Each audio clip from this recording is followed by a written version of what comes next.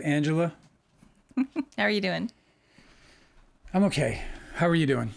You had a hard time getting ready? I did. It was a very well. First of all, it's like I don't know what the whole like thumbnail thing can be very very difficult because I don't know what I'm doing most of the time with thumbnails. Nobody ever knows what they're doing.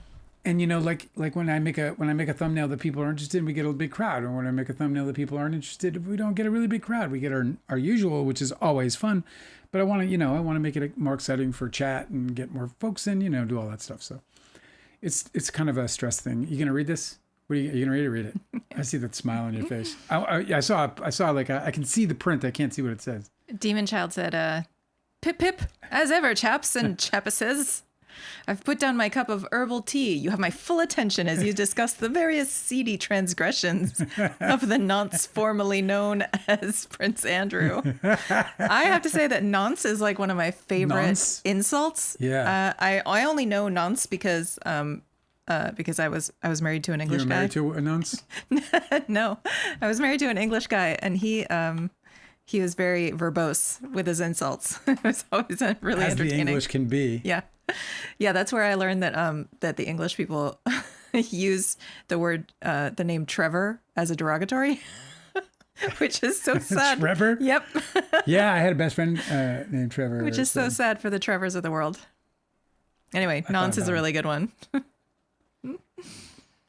They have really clever ones. It's a very interesting situation, and I'll say, man, I love how the Epstein thing is not going away. I love it. Yes. I'm so excited about it. I'm excited for the victims more than I am for anybody else. Uh-huh. I actually listened to the deposition of the girl. This was years ago, right? Yeah, years ago. But yeah. like in the first election, the first time Donald Trump won, that deposition went around. It was not the whole deposition, but it was like long. It was like an hour and a half of questions that I listened to. Disturbing. Of course. Fucking disturbing by a victim who was at the time of the crimes 13 years old. And I think she was, I don't know, I can't remember how old she was when she was giving the depositions. Oh my God. It's very difficult to listen to. It's never going to make sense to me why the Republican Party and like the oligarchy chose this guy as their like, well, they didn't. They got that stuck with him. They got stuck with him. They all got stuck with them. Absolutely nobody. We heard what they said before he got chosen. We heard what Ted Cruz said. We heard what all the other Republicans said. We heard what Lindsey Graham said. Yeah, but they could have just as easily defeated him with somebody that they wanted. Somebody who's savvy, somebody who's better at conning, somebody who's not so obviously... He won, and then they kissed the ring. That's how it went, man. They tried to get away from him. I just think that it's like... But the people loved it. If there's any hope of saving us, it's because this whole operation is being run by total idiots. So it's like, So apparently I heard that Prince Andrew, he's not allowed at the King's Christmas. The what? He's not allowed at the King's Christmas.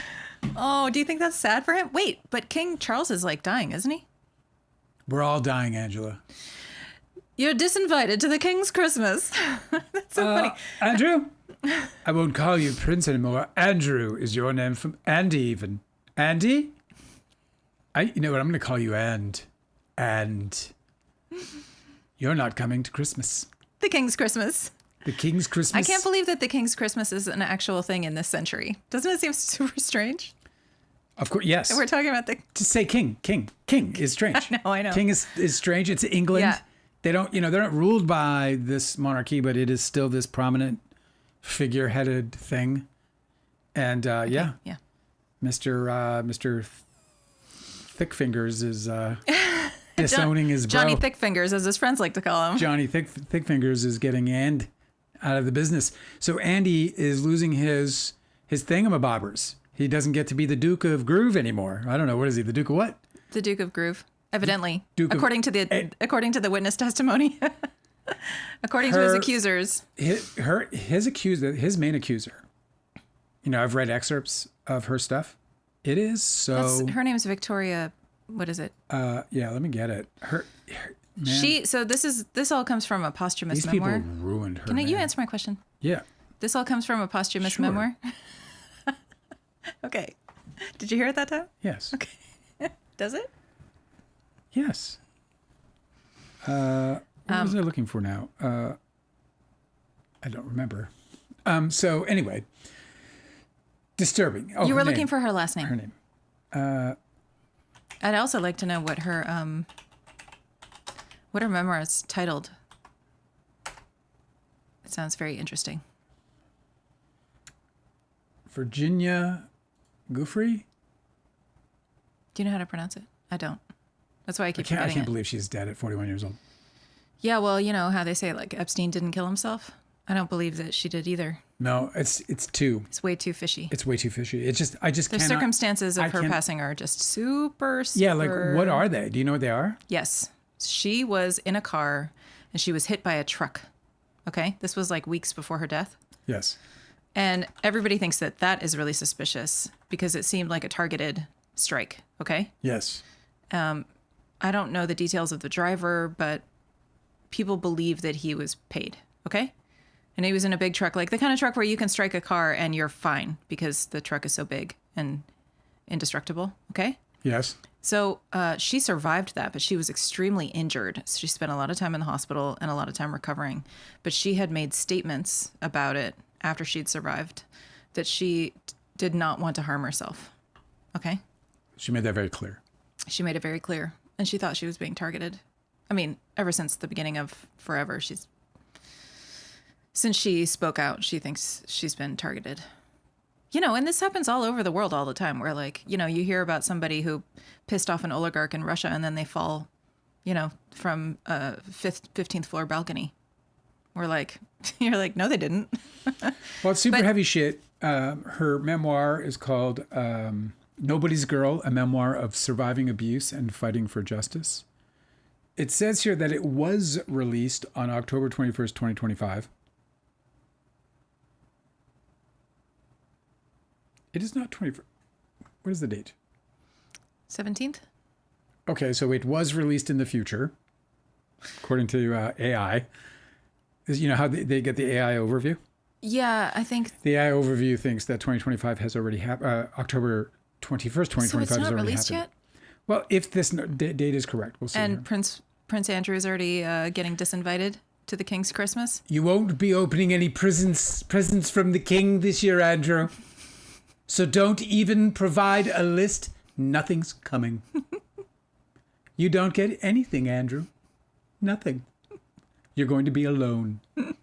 Well, I get to be surrounded by people who don't love me. It's funny that only just now that it's like in print when it's been like reported on. It is available. It's been reported on for years, and like just now he's suffering consequences. I guess, I don't know. It says also October 21st, 2025 here on... I'm going to have to read this book, aren't I? Yep. October 21st, 2025 here on Amazon. So I guess everybody is... and like, but it says like buy it. 400 pages. The world knows Virginia Roberts. I don't know how to say her name. Damn it, Giuffre. It sounds like it sounds like an insult. Giuffre? Giuffre, as Jeffrey Epstein and Ghislaine Maxwell's most outspoken victim, the woman whose decision to speak out helped send both serial abusers to prison, whose photograph with Prince Andrew catalyzed his fall from grace, but her story has never been told in full or in her words until now. But boom, harsh, hardcore. This is gonna be hard. It'll be a hard memoir. Like you gotta fucking be into feel like living in the mud. Yeah, right. For this one. Like this is definitely not the I need a breath of fresh air book. You know what I mean? Or I just need to get away. I know what I'll do. I'll go to the most darkest place humans have to offer. She's unsparing in this definitive account of her time with Epstein and Maxwell. I'm so glad that she could write that nobody stopped her. You know? So I'm super excited. I mean, like for her. obviously she was stopped, like the big stop, but that she completed her memoir, right? Yeah, is what I mean. So this absolute like evil, the embodiment of evil in this so-called Prince Andrew. he put out a statement today after being stripped of all of his dookie dukes. Mm-hmm. I'm not going to be a duke. Oh God, the disgrace! How can I go on? Oh my God, I've lost my dukes. Oh God. What is it? What You is it? see him walking through the roaming through the cobbled streets, hunched over and lonely. What's the matter? My regalia. My regalia. I've lost my duke. Hark! I've lost my regalia. My regalia's been stripped. So anyway, this fucking absolutely vile piece of shit of a human being put out a statement. And in his statement, he said that he has decided that the accusations against him, and this accusation came out. This took 10 fucking years. Yeah. This took 10 years. You know, and this is why the world is as broken as it is today. Because it took 10 years for him to be publicly removed from what's supposed to be a representation of some sort of dignified, civilized family, right? So they let this scourge live in their midst. And he, in his statement today, the former Duke, said that he still vehemently denies all the accusations. You know, there's no one who believes that. No. He's the fucking only person. Can you explain who believes that? Can you explain the good reason why you're photographed with this person who claims to be your victim? Who's a teenager on an island where she doesn't live? So nobody believes that, which is so great because he's such a ruined man. What's not so great is that he destroyed this and many other lives. Mm-hmm. And having been look, I'm a survivor of all of this stuff. Not this level, obviously, but we talked about trauma. We talked about, and I believe this very much, that my trauma is not in competition with your trauma. Do you know what I mean? Right. And I mean that for people who have had what some might view as a lesser trauma than my own. Mine being certainly much less than hers, I would say. Particularly because I'm speaking out against a big and powerful guy, but I'm still here. Yeah. And this is the difference between a millionaire actor and the royal family. This is the difference between a millionaire actor and the president of the United States. Just, I would say ask Jeffrey Epstein, but we can't. Because he's another one who didn't want to commit suicide. Because he's chilling on an island someplace. So it's two people connected to Epstein, including Epstein himself, of course, mm-hmm. that committed suicide that didn't want to commit suicide. Except I don't think he did. Well, he didn't. This is the point, obviously, that I'm trying to make. No. I'm saying I think he got disappeared. I think that he got rescued, is what I think. Have you seen anybody yet? I haven't looked at chat. Uh-huh. Do we have people? Yes, we have friends. Hi, friends. Lee is with us, is asking, Lee? So Prince Andrew, he was born a prince, so he keeps that title, right? I suppose. Born a prince. Yeah, I suppose you can't take that away from him. They keep calling him it. I won't, though. I will, because if I was in the family, I would never call him that. Well, I don't think they call each other. You don't? You think they call him what? Pops? What do they call him? Uncle, I guess. Unc Andy? Erica's with us. Hello, Erica. It's so good to see you.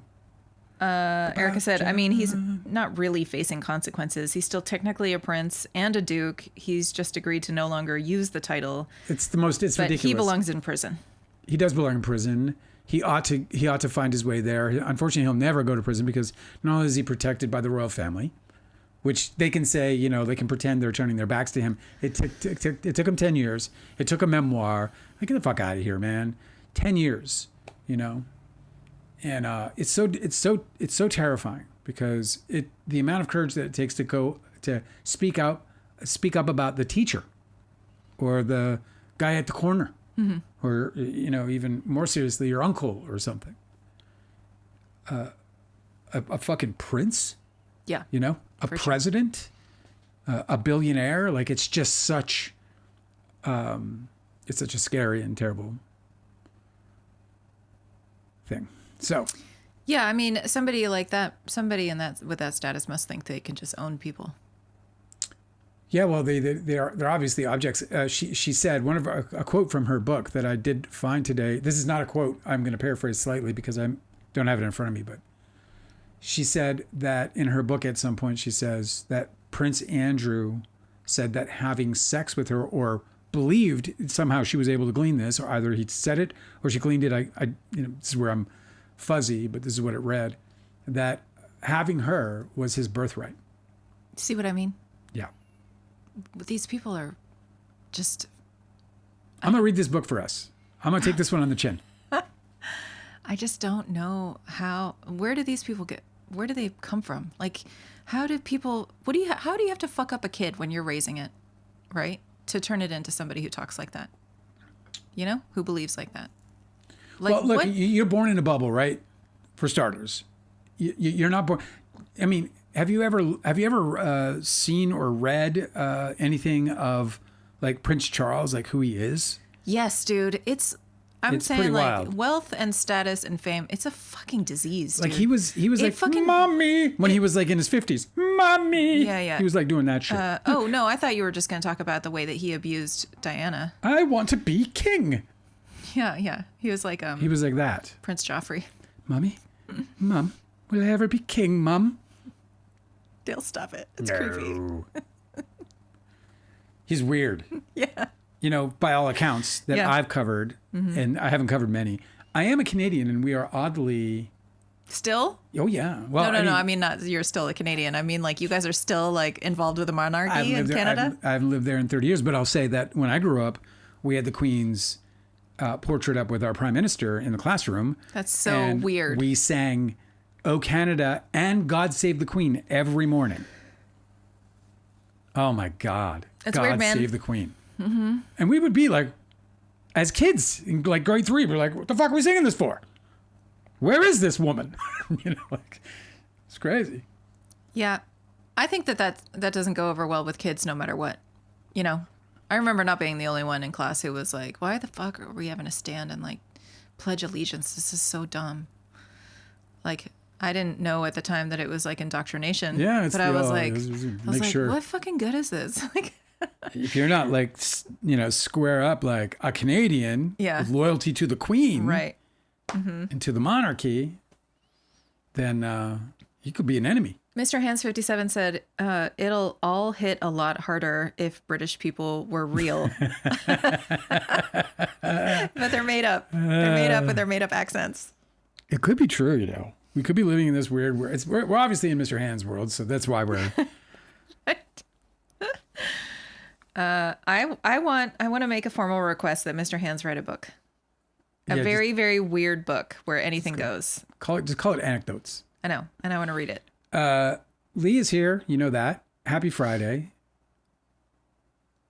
Are you happy it's Friday? I got to tell you that I've had a shit week. I had a really, really tough week. How come? Just loads of stuff, it's been an emotionally difficult week from the very beginning. I keep trying to get Dale to watch the John Candy documentary with me. But I'm just not emotionally. Nope. I'm not in an emotional spot to like, I feel very, I think that this week I felt the weight of all of the crazy in the world. Yes. On me. Whereas like I think we've been doing a really good job at just like trying to stay away from it, but it's impossible now because it's permeated everything. Like I can't go anywhere and not see, so like all of our, our entertainment is filled with it. I mean, Leo's movie's a flop, and one of the reasons why it's a flop, I keep thinking, well, is it because people finally caught up with Leo DiCaprio, or Leo DiCaprio's finally caught up to Leo DiCaprio? And but the other thing that hadn't occurred to me, but that did occur to me when they announced this movie was, why the fuck does anyone want to see this movie? We're living this movie. Obviously, it's a satire. Obviously, it's like a, an extreme exaggeration of the moment, not necessarily of our future. I read somebody's review that was talking about how one battle after another is like it's a revolutionary, like resistance versus, over like crazed state police forces.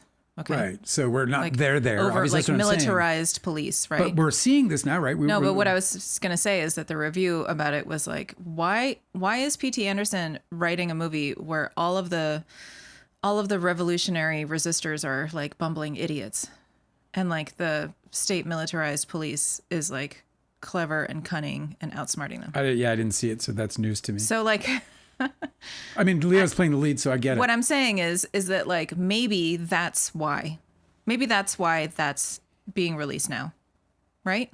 I was more just referring to the idea that, like, as far as something that's interesting to people, like we're living in this fucking. Oh, you're saying why does anybody want to engage in this? It's like the Trump movie came out. Like, how did that do box office? Like the movie Apprentice. Like, how did that? And I know it was like his past or whatever. I don't give a fuck. Like the guy's like all up in our shit already. We watch movies about him too. Like, even if I was a fan, I'd be like, Jesus Christ, can I have a fucking break? Yeah. Can I get some Farrah Fawcett around here? You know what I mean? No, it's true. That was our big gripe from his first administration when somebody else got elected and we had a break. Anytime anybody would mention him, we'd be like, like hissing. Yeah.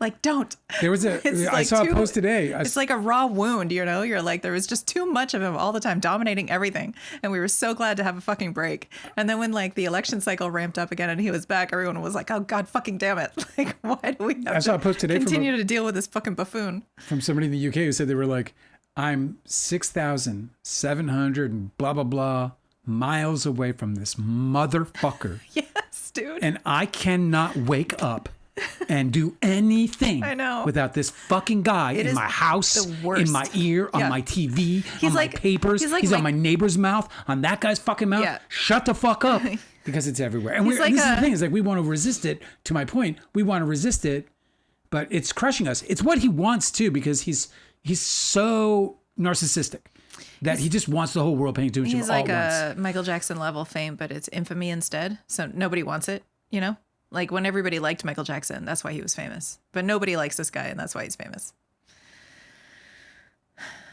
Where'd you go? Yeah, I know. I heard you. I was trying to read Shannon's thing. I don't know. She wrote. You remember? You can read it, but I have glasses. Yeah, and I haven't read it all, but I got the gist of it. Shannon Knows said, I didn't feel the need to watch Leo's movie because I greatly dislike him now. This is partly in thanks to you, Dale. I don't know how to feel. I don't feel bad or good about that. At one point in time, I was going to marry him back when I was 12. Yeah, me too. Yeah, well, I'm sorry that I had any part of that. I mean, I blame Leo. I really do. I blame Leo. Yeah, you know what I certainly wanted to didn't do with fucking my do life? it. You know what I wanted to do with my life? Yeah. I wanted to be a filmmaker. Right. I wanted to be, I wanted to become something completely different than I am today. Yeah, and you had achieved that before. I'll tell you what happened to Toby me. I'll tell you what happened had to me other this plans week. for you. Yeah. I'm sorry, I talked all over you there. That's okay. I think like for me this week, I've had like I sometimes I talk about how like sometimes I wake up and I feel the emptiness of everything that I lost in like my struggle. And well, I completely lost my train of thought. God damn it. Here's the thing: you're getting like totally railed by Mars in Scorpio. Yeah. Right, because Scorpio's I am getting crushed by it right now. Scorpio's your ascendant sign. Yeah. But you're also in, what is it, a lunar nodal return? Yeah, I'm approaching it. Yeah. Yeah. Okay. Which is typically a good thing for me. The combination of those two, it's like right now you're supposed to be reassessing where you are and where you want to go. Yeah. And dropping off old baggage that isn't helping you get to where you want to be. Yeah. For me, I have Mars in Scorpio, but Scorpio's in my third house. Yeah. And it is making me feel extraordinarily creative.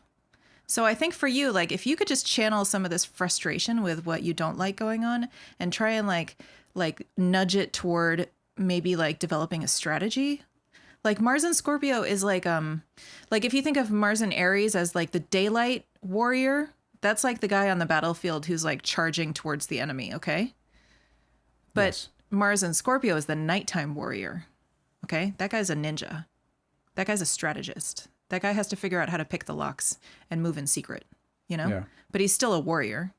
This is the way that I think that Mars in Scorpio is trying to come through for you, right? Like, yeah, you're frustrated. Things aren't working out the way you want. Like, what is how can you articulate and build some active movement toward something that does, you know? Like, I just think it's a time for strategy. Yeah. Like, you're such a creative person. It's just, it's a shame to see. Well, it is a time you for get, strategy. like, And it's definitely like, look, I mean, it's you know, it's the astrology, but it's also the environment. The environment's just toxic as hell right now. Like, the world is just super toxic place to live in. And part of like, a part of where I think like I started to feel thin in terms of patience this week is that'd do it too. Is with Mars in your first house would make you super impatient. Yeah. Is with people spreading non-truths, like, and just doing it nonchalantly, like in the same way that like back in whatever time in American history that people would just drop N-words as if, you know, like in open and like sitting in cafes or in their presence, in the presence of black people. Do you know what I mean? Like just casually, you know, it's just like, it's just been, speaking of really like difficult. Nighttime sleuthing. Yes. The sleuthing. And, you know, countering lies with truth.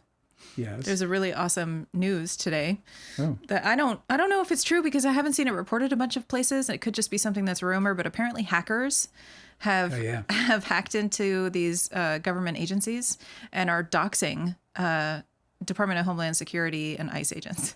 I hope it's true. And by the way, I saw a great comment. I think you saw it as well. There was a great comment about it because one commenter was like, there should be no doxing. This is why I don't think it's a These bad people work for the thing. public, and we should know exactly who they are. Yep. We should see their faces. We should know their backgrounds, and we should know where they fucking live if we want to. Yep. Because these people are serving us. So yeah, like there's very people interesting perspective. There's people who like will complain to the mayor that their local police force lives outside of town. You know, like if your police force in your neighborhood, is comprised of a bunch of people that don't even live in your neighborhood, you know, then you don't feel like you're being well served by people who don't have your community's interest at heart. Ask practically every black neighborhood in America, basically. Right. So if that's a huge issue on the smaller local scale, of course it's going to be a bigger issue when people are coming from all the way, you know, people are like in harassing people in Chicago with Texas plates, you know, and like not identifying themselves, like, fuck you. There was actually a case of somebody who got kidnapped by somebody who was posing as an ICE agent but was not affiliated whatsoever. Yeah. So there's people who are watching the news and getting wise to the fact that you can just pose as one of these agents and, similar to them, not identify yourself, cover your identity, you know, cover your face, and just disappear people. So I wonder how much that's going on. We heard of somebody who survived an attack like that.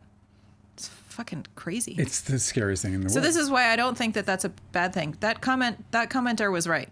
They're supposed to be upfront and forthright with their identity and their job. Yeah, they're public servants. Like they should be sharing badge numbers. I can log in right now and check the salary of any professor at any school in America right now.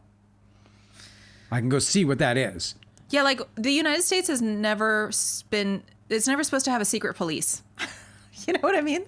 Like secret police is usually the stories we used to tell. Like during the Cold War, we would be like, "Oh, we know who the bad guys are because they have secret police." What do they call them in? What do they call them in the the Gestapo and then in Russia, what are the KGB and stop it, people. Secret police isn't supposed to happen. No, dude, we're not in a free society where the voters are in control of what happens. Ultimately. Yeah, because in a democracy, it relies on accountability.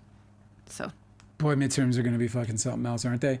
So a quick update on the tape that we're waiting on, the Sarowitz tape. So it's so weird, man. But the courts have not figured out how to create. We saw this in the Karen Reed trial. How to create like proper digital, like media evidence, like marking evidence. Like they have a hard time marking digital evidence. It's so interesting because you remember NFTs? Do you know what I'm talking about? Yes. That whole crypto thing. Yeah. That would do it. That would fucking do it. Yeah. Because you can't duplicate it. But anyway, they have not yet figured out how to actually, it seems at least, do a proper logging and marking of digital assets in courts in America. It's fucking crazy. So Brian Friedman and his firm have agreed to make a CD. which they're going to provide to the court. That's so stupid. I mean, what? Okay. But there was a detail that Is there dropped. a security problem, and that's why they have to have like, a fucking floppy disk CD of an audio recording that's evidence? Is that why? That there's like a security issue or something? Or maybe it's like Pacer doesn't do audio files, and because I just think it is impossible that the federal court has not had to deal with audio evidence ever before. I don't understand. Impossible. I don't understand. I guess they get like physical tapes, like they've normally been. I'm sure, of course, they have, but I think they've always been physical tapes, like physical tape this, Exhibit A, Exhibit B, whatever. Okay. Never, So not weird. in this case. They're like, hey, we have this digital file, and they're like, well, we can't mark A, BL, fucking 17986. Yeah, I mean, you could label the digital file just like they label the PDFs. It's and then like, why don't you just like, I don't understand. why don't you like do what they used to do, like just So they have create to have like make a box, put a sticker on it. a shoebox. And then when you open the box, it says, go to this digital file, you idiot. There's a fucking Jack in the Box with a fucking .com attached to it. check in the box.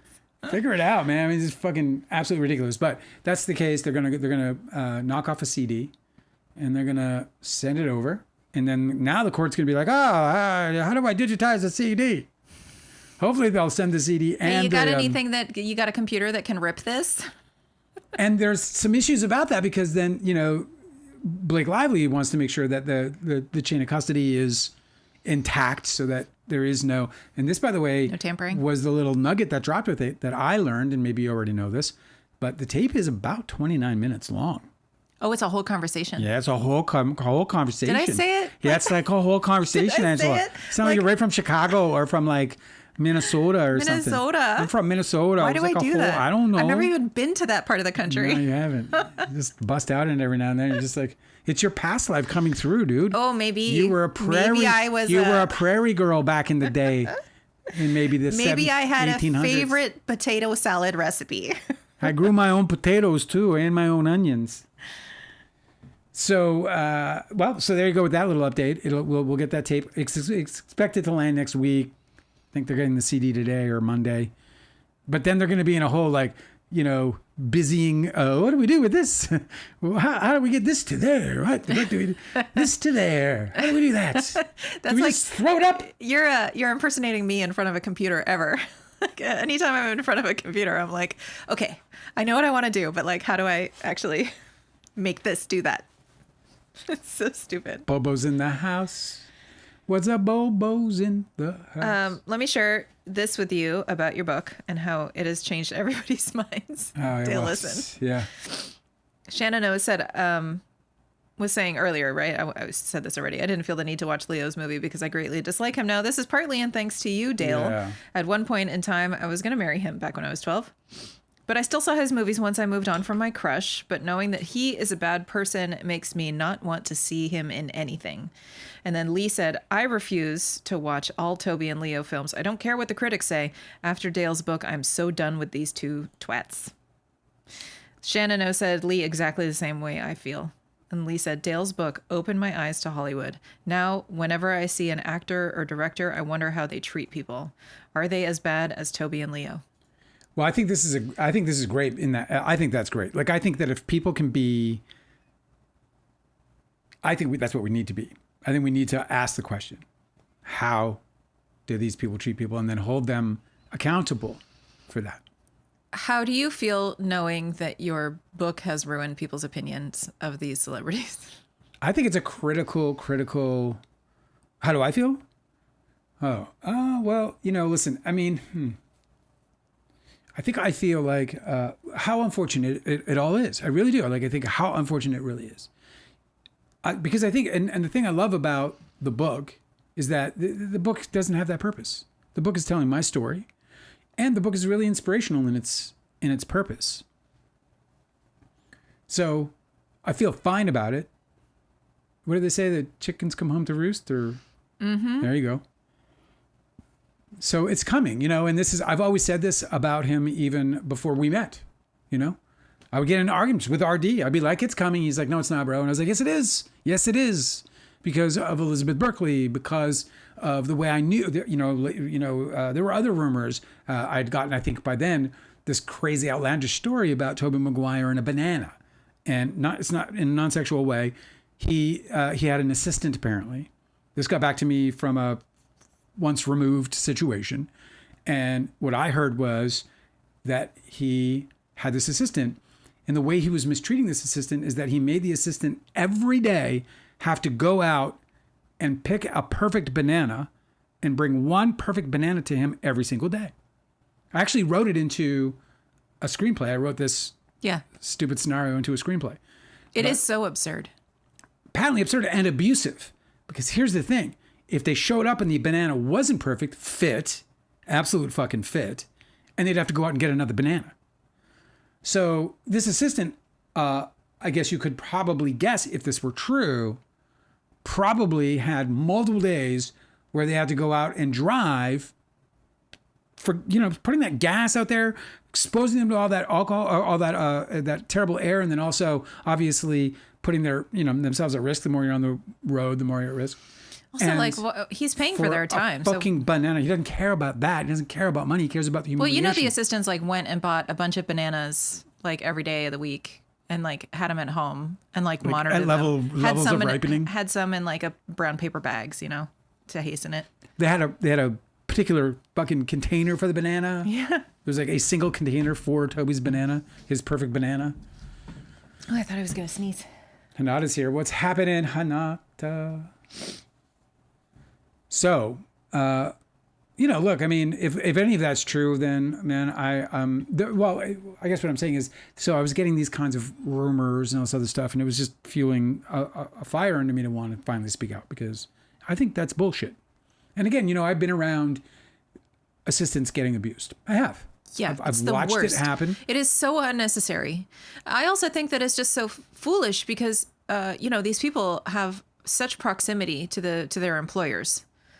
You would want loyalty. You would want somebody to work extra hard for you. And the only way that you can meaningfully achieve that as an employer is to pay people well or treat them well, or both, right? But you can't ever pay enough to treat them badly, right? Because they'll still disrespect you. But you can underpay. I know this from personal experience. I've been underpaid, but really appreciated before, and it felt fucking great. And I was really loyal. Yeah, money can certainly be secondary if you're not going to die. That's true. Or you're not going to make as long as you can stay alive. But money's secondary. Mistreating a personal assistant, those people can fuck with you, dude. Man. I remember distinctly going out with a producer of. That if I said his name, you'd all know who he is. He's big producer guy. You should just name him, dude. I'm not going to fucking name him. I'm not going to do that. So don't do that. But please, don't put me on that spot. But he spent, just because this is not going to be the thing that defines him. I've stopped. He spent, I'm just explaining why. Yeah. I'm not picking on you. He spent the first 20 minutes of dinner just humiliating this person. And everyone laughing. At a restaurant? At the table. At a restaurant. With a bunch of other people around?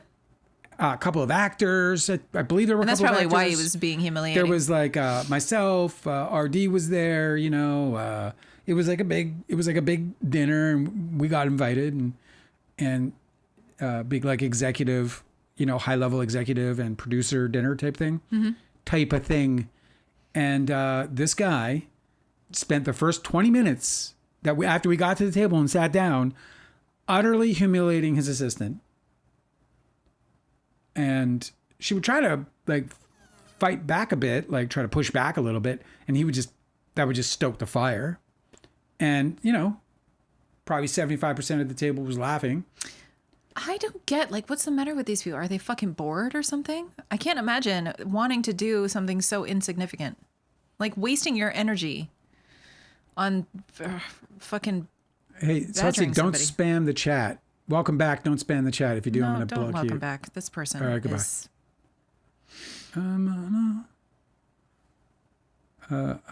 Hide user on this. Oh, they stopped. Should I hide them? They haven't. Okay, hide. You're just hiding them from you. I am?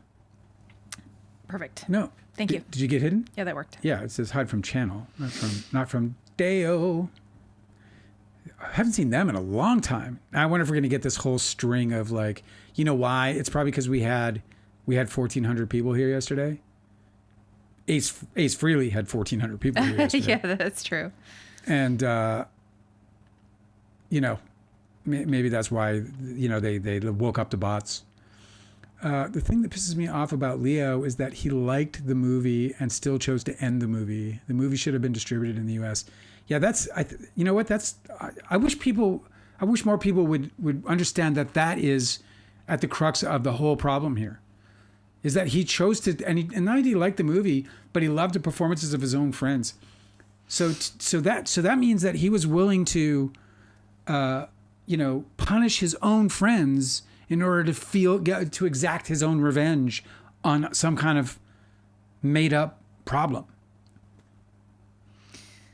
Yeah, I just feel like... what do they call that? Collective punishment? Is that what they call it? Yeah, well, collective punishment is usually referring to like... Well, I understand like that a it's population. I understand it's not the First Amendment. It's the way we use the First Amendment in a conversation about our own personal free speech, even if it's not. Yeah, gotcha. Yeah, just...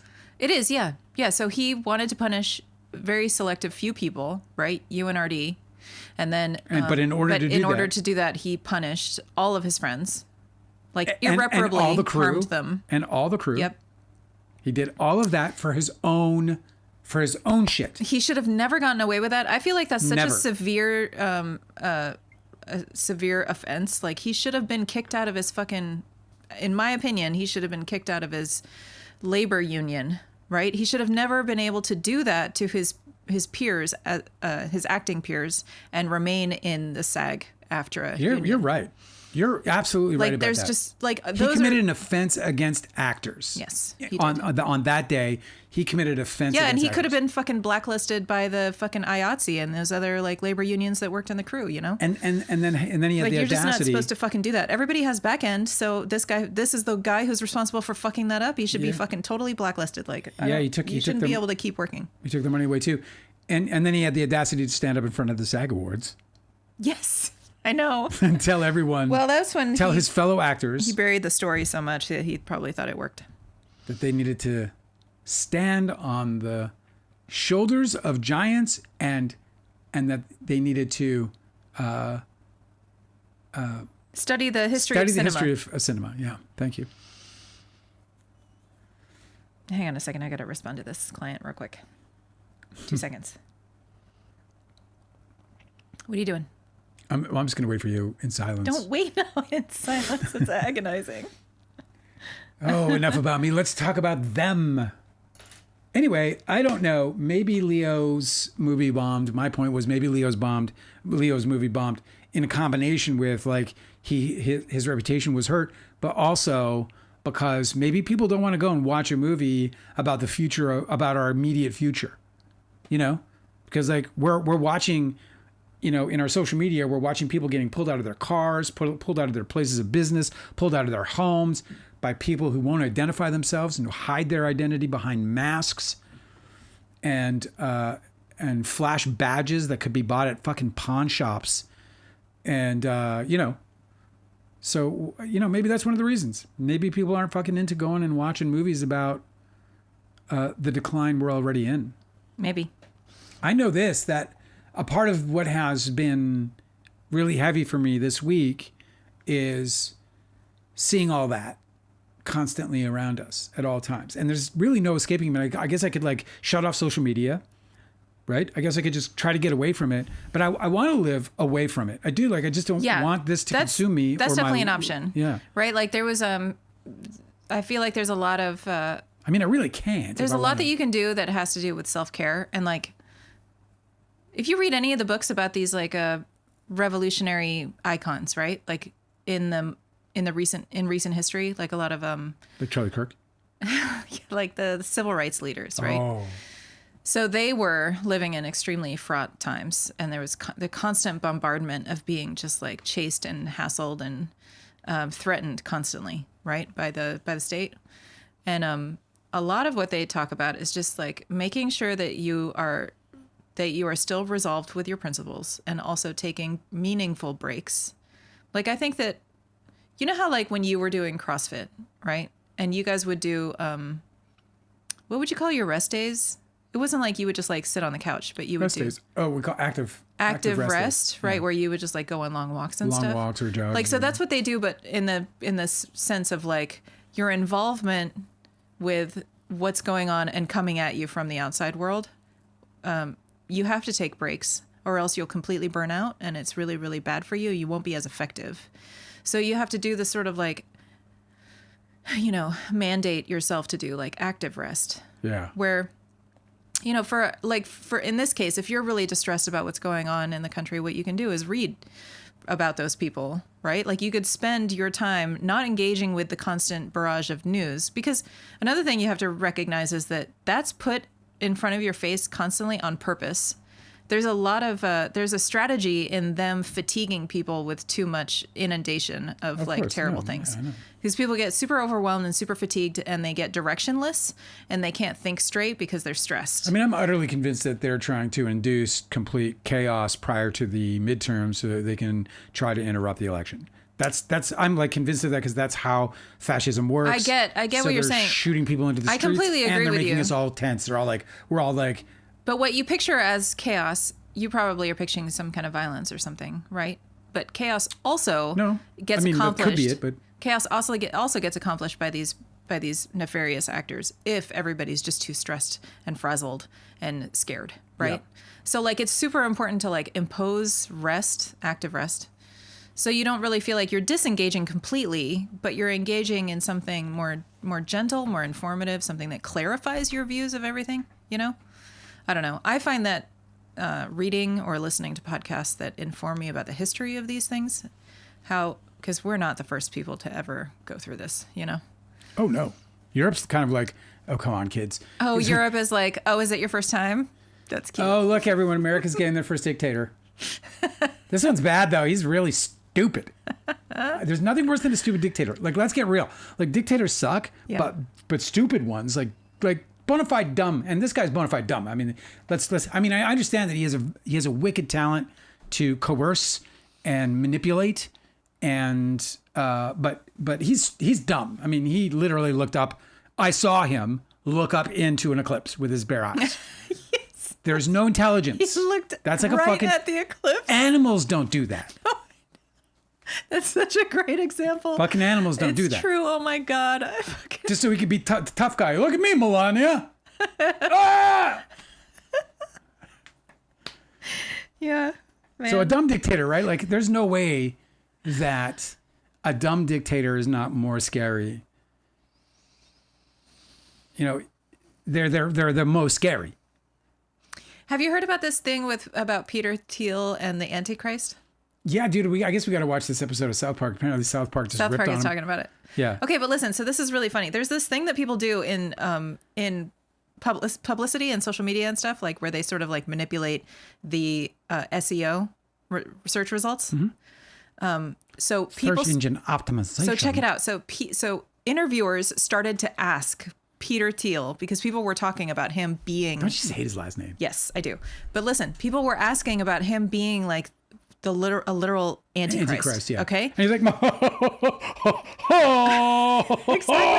Exactly. And there was an interviewer who asked him about it, and he like froze up and stuttered and like got super uncomfortable. Yeah. They know. I know. They know. It was so amazing.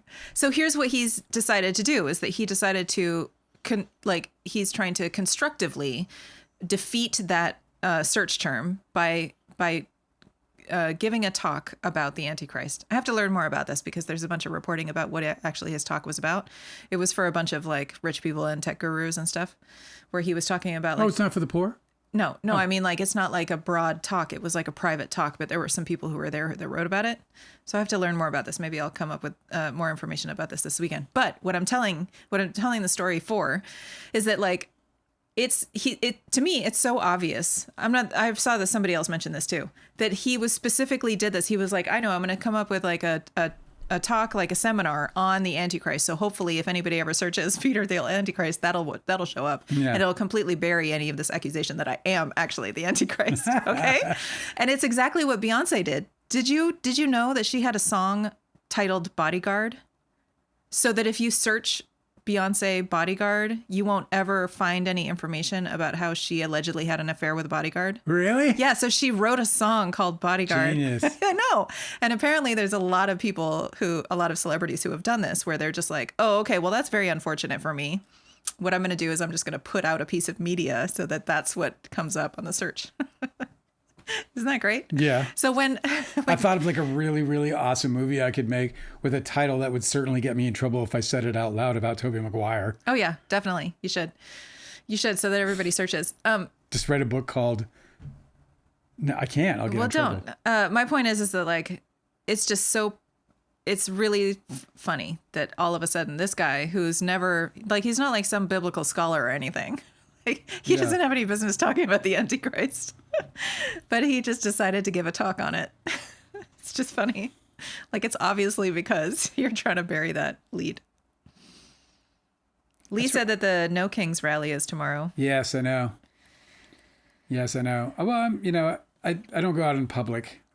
I think that's the other thing is like every now and then as the sort of,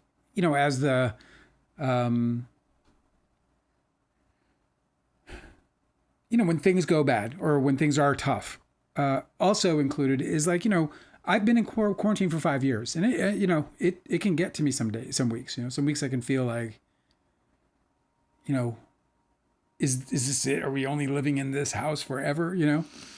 I sometimes, I think I that get a happens little, sometimes when I get restless or when I'm feeling pain. When Mars is in your first house. Or when Mars is in my first house, yeah. When you just want to, well, we should get out and move, dude. I mean, that's probably what you need. That's probably the medicine you need for that. Yeah. My thing is like, I'm always returning to like, okay, I'm super fucking grateful that we have this quality of life in these circumstances. Yeah. Why are you laughing? Because somebody said, because Lee went almond milk and then Shannon goes, Toby's pinky. Oh my God. Like this? Oh man, I gotta get my hands on, and I know somebody who has it, but he's turned into a dick for some reason. But I just don't understand people. I'm not gonna say what are his you name. talking about? Has the, and I'll see if I can find it somewhere else, but has our original cut of Don's Plum. It's like a bootleg. It's a pretty sought after bootleg. Didn't somebody say that you could find it online?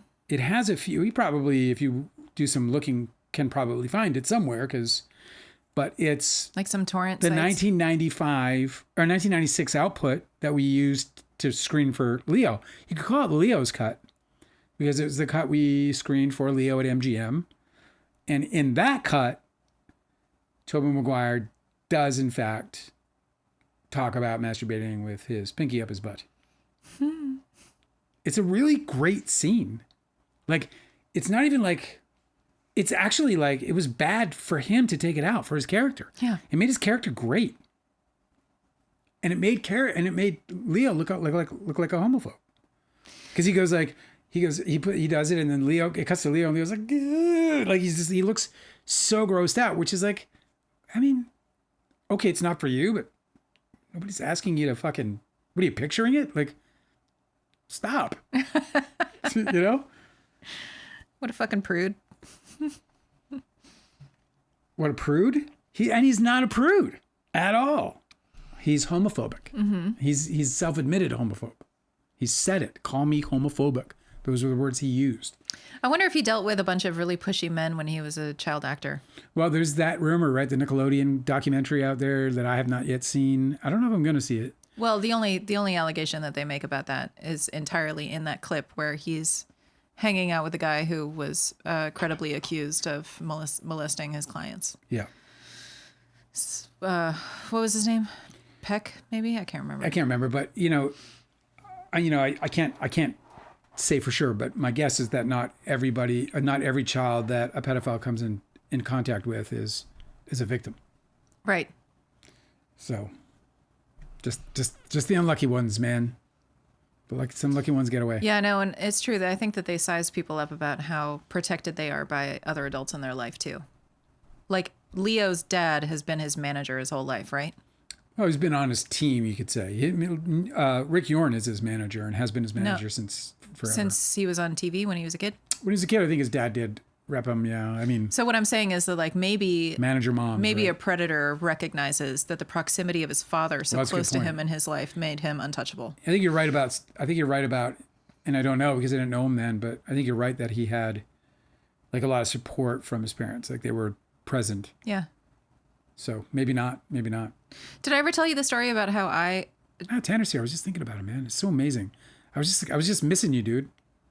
I was literally just missing Tanner. I was like, I wonder if anyone else is missing Tanner right now. And Tanner said it's a really good doc. Do you know what he's talking about? I think he's talking about this doc, this Nickelodeon doc. What do you know what it's called, Tanner?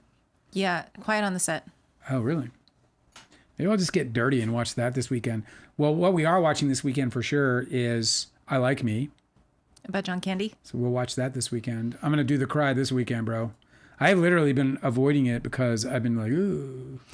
We have been watching a bunch of serial killer documentaries that were incredible. There's this series on Netflix that's all about the tapes, like the recordings of serial killers and like their prison confessions and stuff.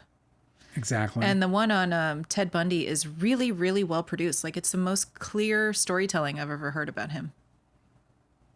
So if anybody saw like Ted Bundy. the Ed Gein monster, where they did a little Ted Bundy story and it was such bullshit, you would definitely might be interested in the in this. It was Ted Bundy wild. tapes. The craziest thing about this, and I knew this about him. This is no spoiler. I mean, everyone saw it, but he became such a coward. Like he was this big charismatic monster, and then he just became such a coward.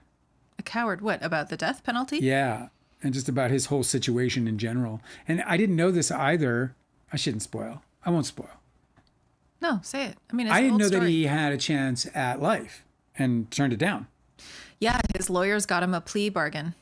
And he didn't take it. And he didn't take it. Bye-bye. No, in fact, he shamed his lawyers in open court. Yeah, he shamed his lawyers in open court. Yeah, it's interesting. There was one lawyer on his team who was like, I think he's just not really with us. Like, I think that Ted Bundy's actually really crazy. And nobody thought he was because he was really articulate and he was very confident. But she was like, I don't think he really understands what's going on. And that's just a really interesting, very specific kind of mental illness where like you can be completely functional, but you still are lacking, like, Yeah. you can't reconcile information properly like you would if you had everything going on. What was interesting I looked at Ted Bundy's astrology chart. Yeah. Okay. And he has his moon conjunct his Mars. Oh. Okay. And so I think the reading for that means that he's really quick to be offended about stuff and really resentful of those offenses. So like he'll read into things and be offended when nobody really is offending him, or it should just be like water off a duck's back, but he like fixates on it. So he's like too emotionally drawn by woundedness, right? Perceived woundedness. And he's too emotionally attached to it. So he doesn't let it go. And Justin Baldoni has that same exact conjunction. Crazy. Where he's just like, somehow he's like consistently being wounded by other people and everyone else is kind of just oblivious, right? To like, they don't realize that they have wounded him. And then he's also really resentful of that wounding. Isn't that interesting? Yes. HBO has Quiet on the Set. So we'll watch it. Sweet. It's disturbing. It's going to disturb me a bit, I'm sure, but I'll watch it. I wonder if, what's his name that was where Toby was living in his house? Bob Villard. Bob Villard. I wonder if Bob Villard's in there. I think he gets mentioned. But I'm Bob not Villard's sure. story is really interesting. He was accused of taking lewd photographs of his child clients. He was a manager. He was a talent manager of child actors. So he would specifically take photographs of like a child actor who was a boy who is like crouched down with his shirt off, and he would be like taking a photo from overhead. It's like super suggestive, not like outwardly suggestive, but. And then what happened was the feds got involved because he was distributing those photographs to people who were not in the talent agents. I mean, that weren't in Hollywood or the industry. Yeah. So he had always hid behind he'd always hid behind his profession, saying, I am a talent manager. Of course, I'm going to be distributing photos of my clients. But they were like pictures. Like that is so ordinary and normal. And of course, I'm going to do that. I'm a professional photographer, and I take these pictures, and my clients deserve to be promoted like a manager does. It was like pictures of kids without their shirts on looking up. Yeah, that's what I just said. Oh, you did? Yeah. Oh, I drifted off. Sorry. It's okay. So I think that the people that were defending him, like maybe this is why Toby's stuck with him, was because it does seem like a normal thing to do when you phrase it that way. When you're like, oh, he's just distributing photos of his clients. Like, that's normal. That's what everybody does. That's a talent manager. But he, according to the authorities, he was distributing these photos to people who had no business having them, looking at them, obtaining them. He was just selling pictures of. Yeah, he was, it wasn't child porn, but it was like. Right. Although he did get nasty and suggestive. He got convicted of something. So he eventually did something worse. Well, did he? Is that true? I don't know if he. Let me Let's look it up. Because I think maybe he actually had child pornography. Bob Villard was definitely a problem in Hollywood. And Tobey Maguire was good friends with him. Bob Villard convicted of what? The United States of America versus Robert David Villard. Oh, he was accused of molestation. He pleaded guilty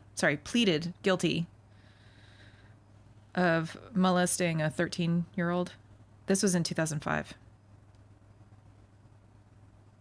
So before that happened, for all throughout the 90s, he had this like reputation, and he was getting contacted by law enforcement all the time about his photographs. Yeah. But he kept wiggling away. Yeah, he ended up just wiggling away from it all, didn't he? But in 2005 he didn't. In 2000 he was convicted? Yeah. Crazy. God, man, Oh no, he pleaded not guilty to charges. Okay, let me see what happened here. Yeah, I think he might have gotten away with it some way. I don't know. Whatever. Bob Villard, bro. Just Hollywood in general is just so gnarly, dude. It's gnarly. Life is gnarly right now.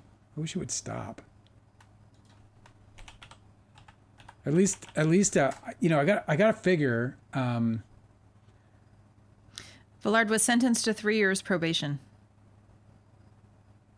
Okay, so what happened was he pleaded no contest to a child pornography misdemeanor stemming from a November 2001 arrest, and he was sentenced to 3 years probation.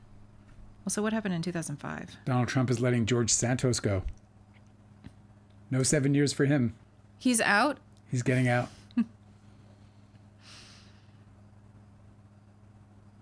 Okay.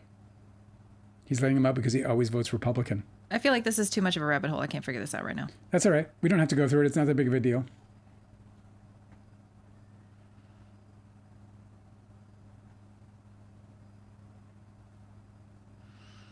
So what happened? He let George Santos out of jail.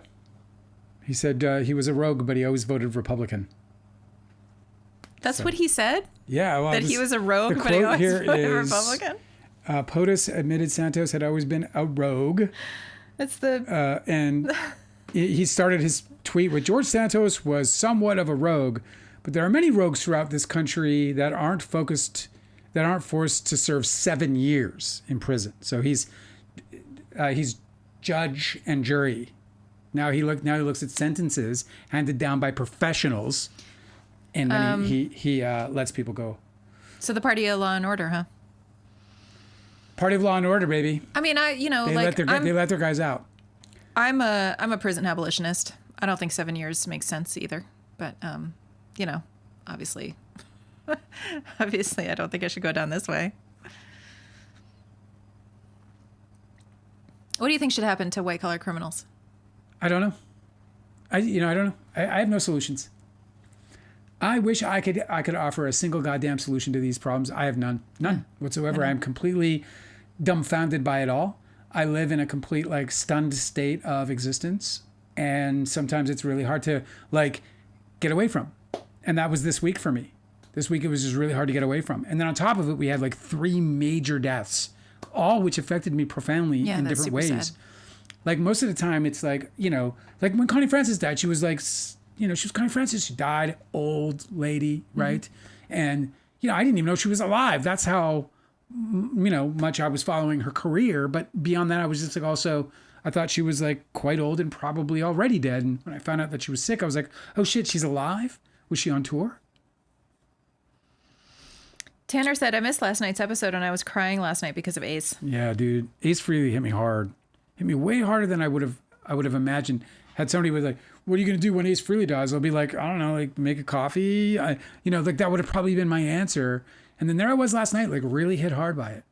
And still today, I'm really hit hard by it. It's just, you know, especially at my age, like I'm 55 years old and I'm watching like all my heroes fall like trees. And it's just like really sad to me. And it's also like, they're all like at that age now. So now I'm like sitting there and like, oh, fucking, you know, we still got Keith Richards and, you know, we still got, you know, Mick Jagger and, you know, Angus Young and, you know, just like, I can just go down a long line. Rob Halford is going to destroy me. But Rob Halford, I was just thinking about this today. I was like, you know, when I was a kid in the 80s, in the early 80s, I was a diehard Judas Priest fan. And I mean, diehard. Literally, they were the best band in the world to me. And I still think they're, you know, up there in terms of, and metal bands are number 2 of all time.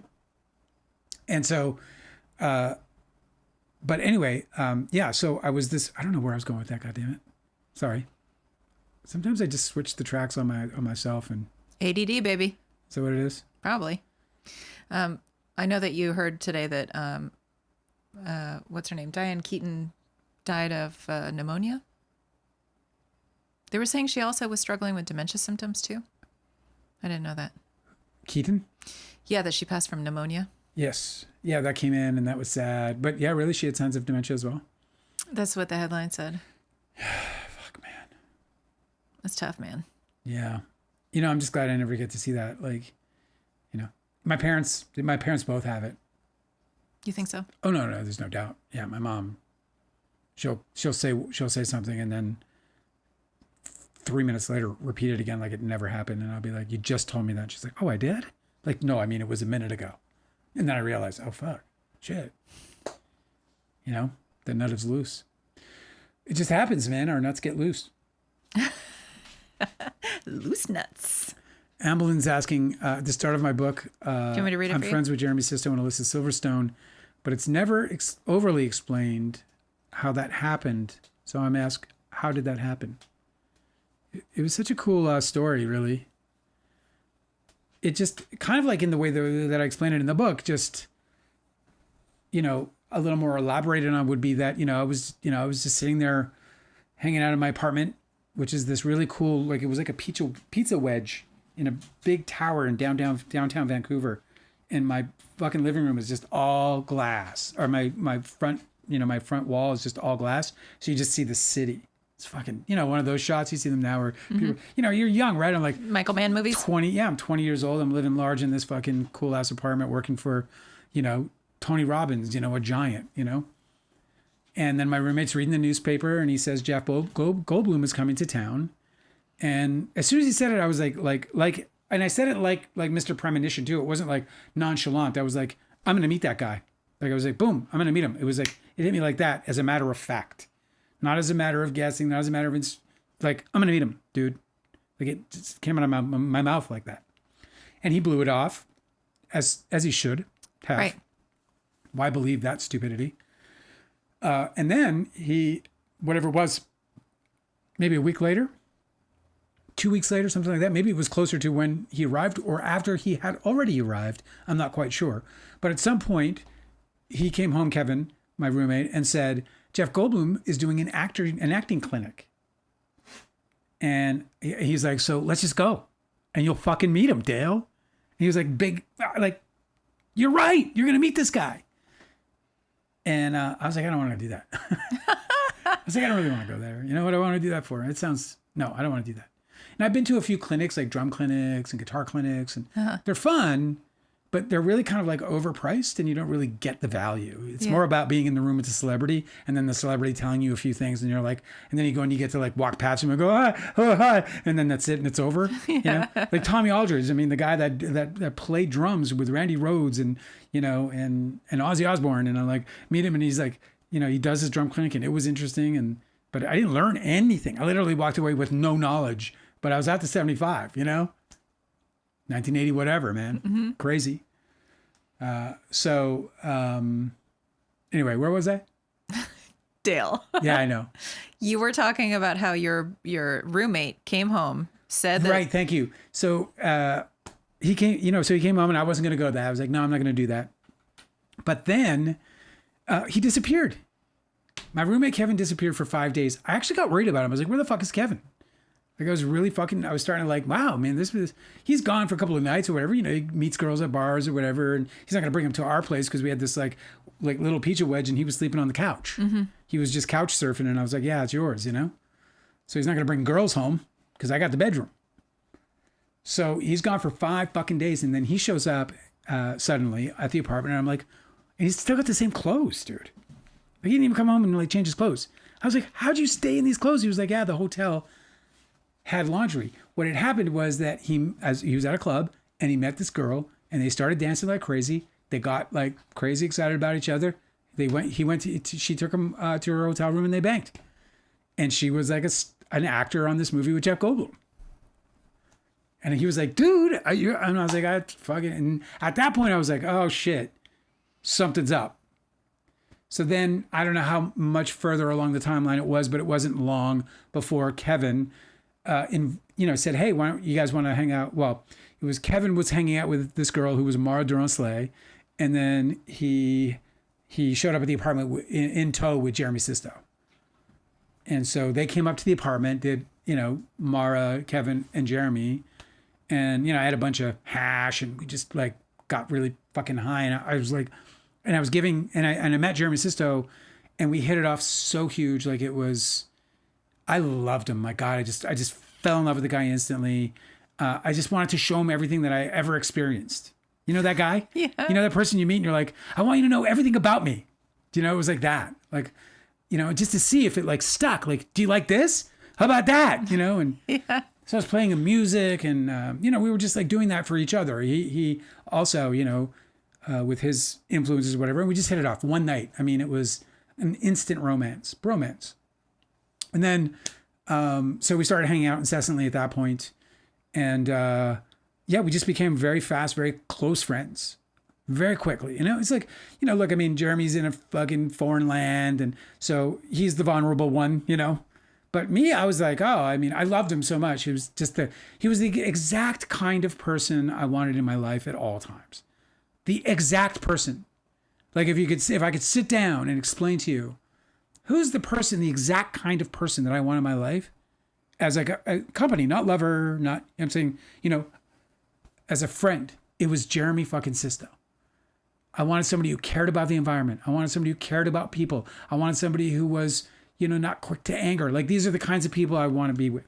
People who would like help me be the person I want to be, essentially.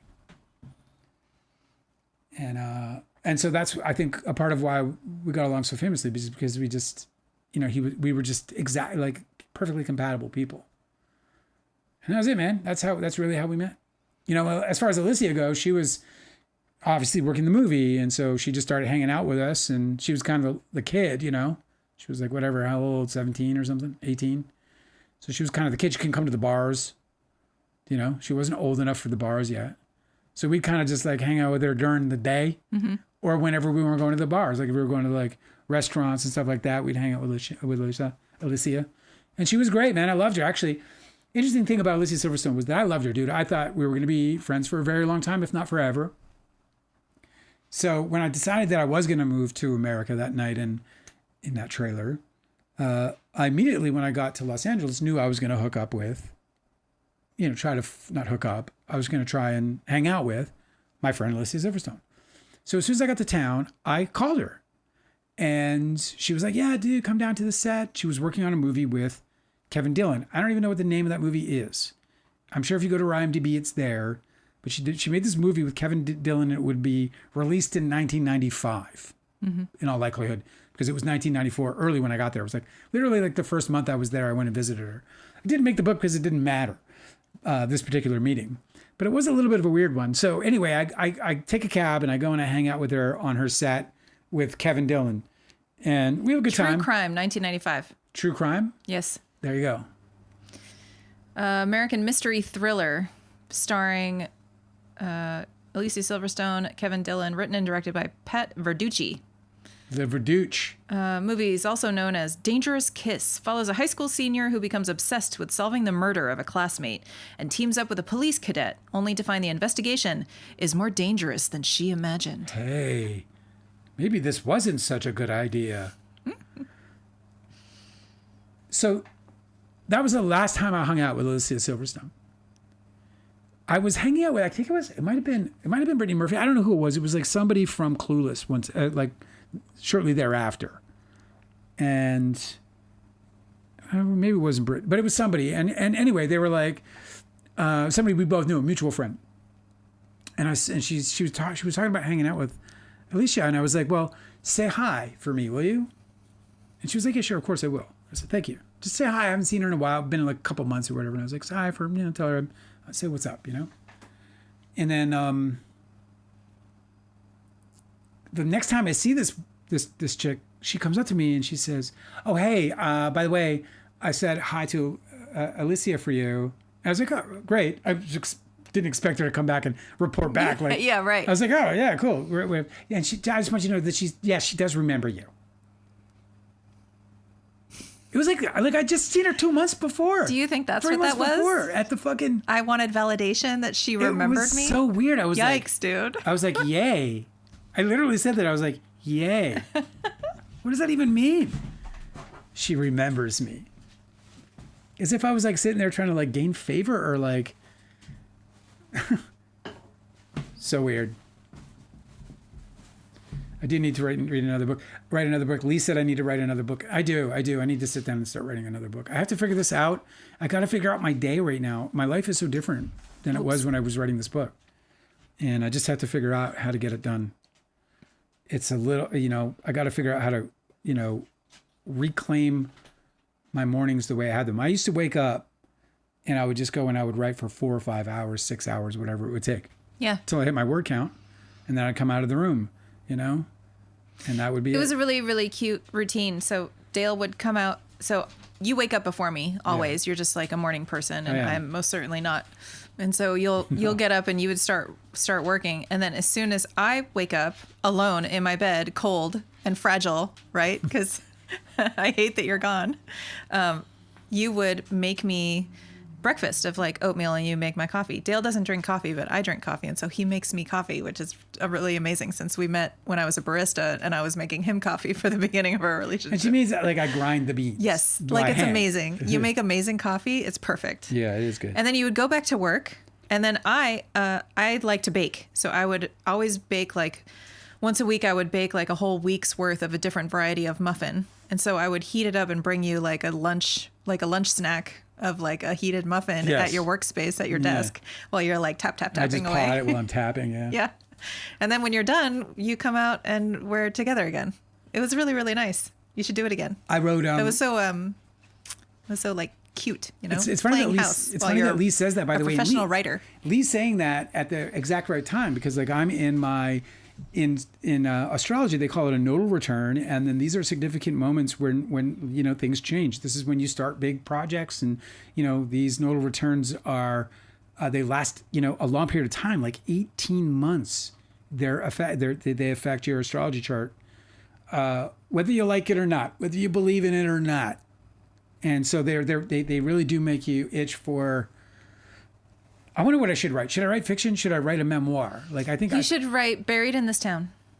Yeah. Is what you should write, which is a fictionalized comedy, autobiography.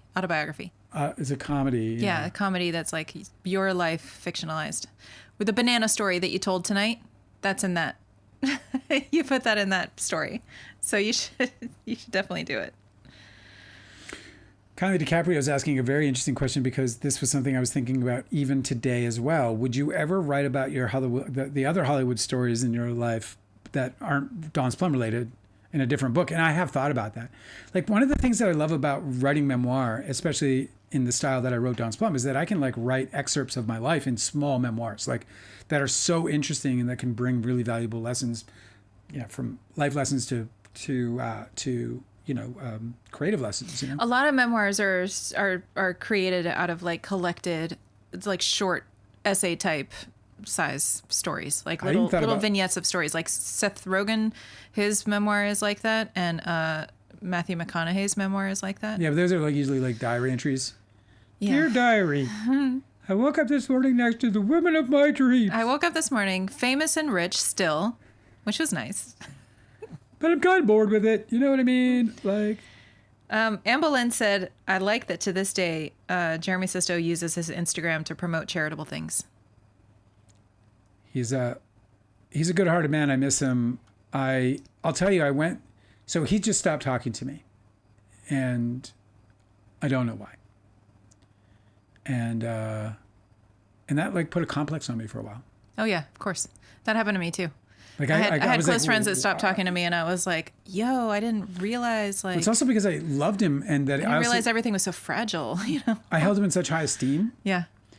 That I was like, wow. So I'm not worthy. Like I'm like he's like I was this thing that meant something to him, and then he kind of just tossed it away. I don't know that you're thinking about it right. I don't think that people like toss it away. I think that it is more something that just gets neglected, right? And it most surely doesn't have anything to do with you. A lot of people just get overwhelmed with stuff, and then they sort of like pull back all of their energy from any of their social engagements. I mean, like, it's hard to maintain friendships, and some people just suddenly discover that they suck at it when they used to be so good at it. That's not the case here, but it's cool. It's just that, like, whatever. It's all good. It's just like, whatever. I just have to go through a lot. Kylie DiCaprio said, I love hearing all of these stories. It's like your life was meant to be. I think that's a part of the scramble I'm in, because like I think like and I've been in for so long is because everything was like just like toop toop toop toop, and I've never made sense of my life after the catastrophe of Don's Plum. I've never made sense of it. I cannot make any sense of it. I've yet to find myself, even though I feel like I'm closer now than I've ever been since. But there I was like in 1994 and in 1995, I mean, the person I was is just, I'm a fraction of that today. And I've never, ever been that version of myself ever again. I was so like, I think I'm a talented guy. I think that I can be inspiring to people. I think I'm extremely helpful. I think I can solve really complex problems quickly and correctly, accurately for the best possible outcome. So I have all these skill sets that have sort of stuck around and that are, I guess, essentially the core of my being, my personality, or my, principled makeup, if you will. Yeah. But, there was a part of the creative Dale Wheatley that got murdered, slaughtered, that has never been the same. I used to pull things out of thin air that were so inspired. I mean, a part of why Hollywood was so excited to have me around is because I was this little eddy of creativity everywhere I went. I was just like, I'd come into the room, I'd be like, ooh, I would stir it in you. I would stir it in my neighbor. I would stir it just wherever I was. You say it's gone, but I've seen you do this though before. Yeah, but it's not the same. If you're given the opportunity to solve that puzzle for somebody, you'll come up with it. You're like a crazy idea generator. Like so much more than any creative person I've ever. So there's some of it left. I mean, there's remnants of every part of me. But the difference is an opportunity. Like, do you have an opportunity to flex those muscles, or have you been sort of like, trapped where it's like that? What is it? It atrophied, I guess. No, it's not atrophied because it's actually just a beautiful. It's like a beautiful well of something. Like it's not. There's no muscle to it. Mm-hmm. It's more like a fire. I think if you got into writing fiction, I think that you would find your way back. Maybe not entirely back. Oh, this is back just in time to talk about Don's Plum. Delicate is here. Hi, Delicate. I was thinking about you just a moment ago. She said she thinks Epstein's still alive. Of course he is. I don't believe it. Of course he is. I don't believe it. I know the ears. I don't believe it. Earlobes, schmearlobes. I don't believe it. I believe he's gone. Like I believe that he was extinguished. The reason why you don't think so is because you don't know enough about him. When you learn more about him, you realize how protected and connected he was, and that there is absolutely no way that harm would come to that kind of person. I know that Jeffrey, in a prison that was run by the government, that was controlled by one of his best friends in life. I heard Jeffrey Epstein with my own ears, and it wasn't AI, talking shit about Donald Trump and totally fucking cashing out on the relationship, calling him a narcissist. It was, I guess, a secretly taped thing. You can look for it. His power was not entirely set in the United States. Yeah, but Donald Trump was president of the United States of America. So you thought, and he was president. You think that Donald Trump whacked his best friend? Yes. 100. Not just Donald Trump. Are you kidding me? Donald Trump, Bill Clinton, Prince Andrew. I mean, we're talking about the most powerful people in the world who believed that there was a wall around this guy, that between all of their own power and then the power of Epstein himself, he was impervious. I just feel like they exist at a level above the justice system. Mateo thinks he's alive too. He's in Israel, suddenly. Everyone thinks he's alive. Oh my God. He's probably not in Israel. He's probably on a nice little island. Well, listen, man, I hope you're wrong. I hope you're all wrong. There you go. I said it. I hope you're fucking wrong. I hope that guy is dead. You know, unless justice is coming. Either way, I mean, he's never going to be heard from again. Well, but that doesn't work for me. If he's not going to be heard from again, but he's having fucking pina coladas and watching the Super Bowl, that's a fucking problem for me. That's true. You know what I mean? That's true. That's not the fucking issue. No, I know. He needs to suffer. Yeah, true. He needs to fucking suffer. He needs to suffer horribly. He needs to be incarcerated for the rest of his entire life.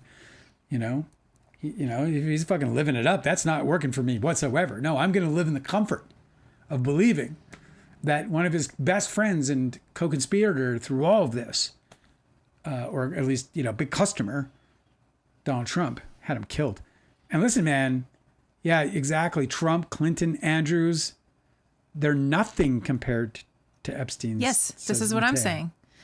You're talking about a president of the United, you're talking about two presidents of the United States and a prince from the royal family. I think you're off your ass on that one. I think you're absolutely off your ass. Yeah, I know, but I think that you're underestimating the international capabilities of somebody like him. But we're talking about the royal family and two U.S. presidents. If you want to believe that Epstein is more powerful than them, okay, I'm not gonna buy into that. I'm not buying into that. I mean, I don't know the answer. I just don't think that it went down the way that they're saying it went down. I think the only power that Epstein ever had over those people was the power that he gave them, but it was power that he could take back.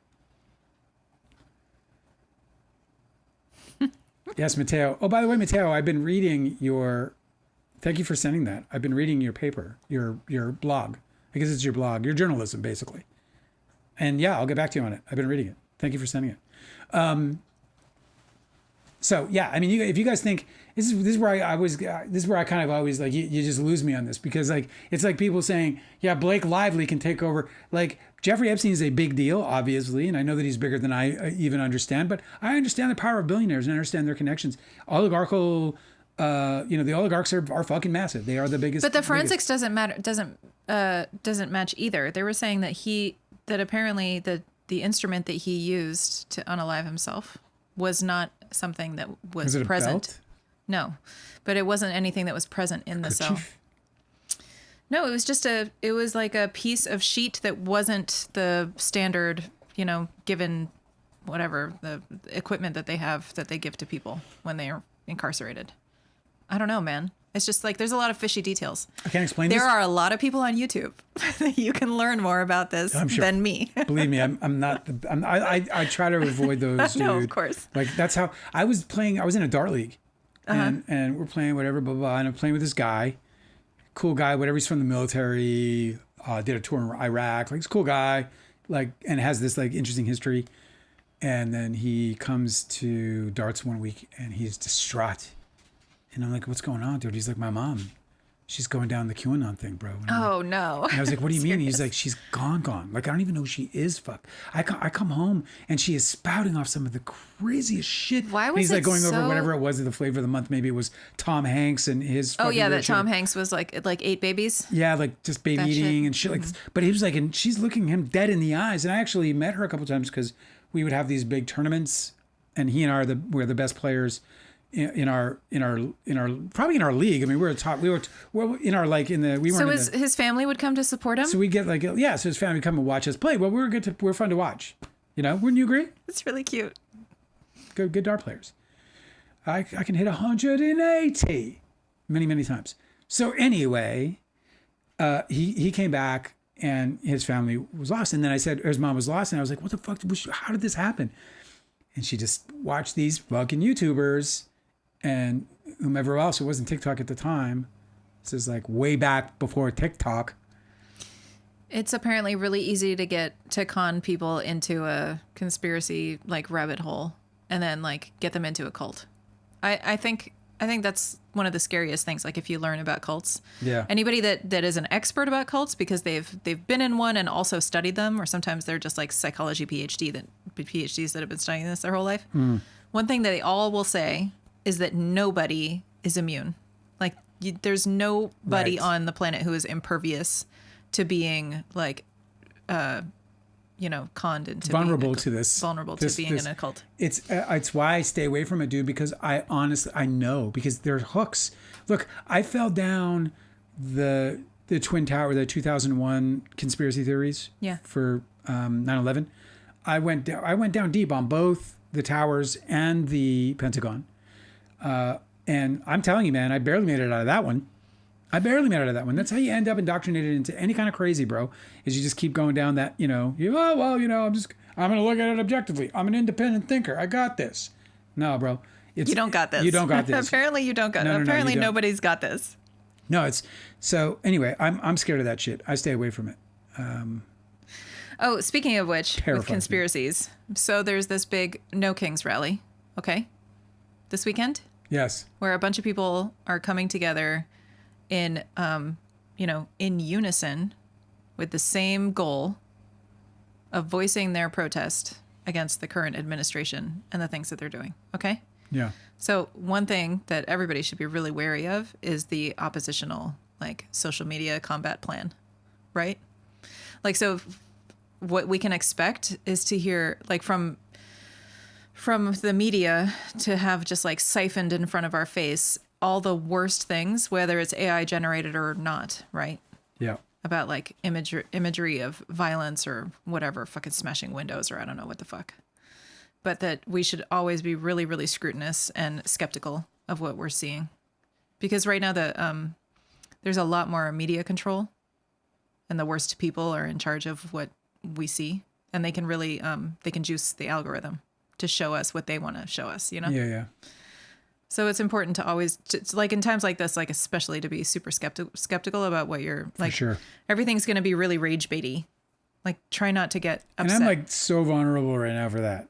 I get so excited sometimes, especially because like I said, I just loathe the bullface lying that's going on. yeah, right. Like I've never lived in a world. Like I always thought like when you see a guy lie, politician, whatever it might be, and I was just like, oh man, the nerve of that guy. And then you kind of get over it because it's not everything they say, but it just seems like everything that's being said by most politicians right now, associated with this administration, is just like bold-faced lies. Yeah, like saying the Democrats are responsible for the shutdown when the Democrats are in the minority in every single house. They have the numbers. In every branch of government. Democrats are in the minority, but for some reason, somehow they're in charge and controlling everything. Yeah, explain. I think they even tried to blame that new congresswoman out of Arizona for not getting, I think they tried. For not getting sworn in. Yeah, for not getting sworn in. Like it's just, we just live in this the speaker Johnson. He's fucking looking like straight in the camera and said, it is Republicans who are trying to protect your health care. Like he looked right in the camera. They just, in the big beautiful bill, like fucking cut fucking Medicaid off for, oh my God, dude. So get me started, Like, it's just, they look look you right in the face. They don't care. There's no, and like, I thought we were going to, when the internet started getting big and like, you know, like where it became like started becoming such an integrated part of our lives. I had this like naive feeling. I was like, this is going to make us honest. It's going to have to. This is the thing. This is what's so interesting that you mentioned. Okay, so this is the effect of this.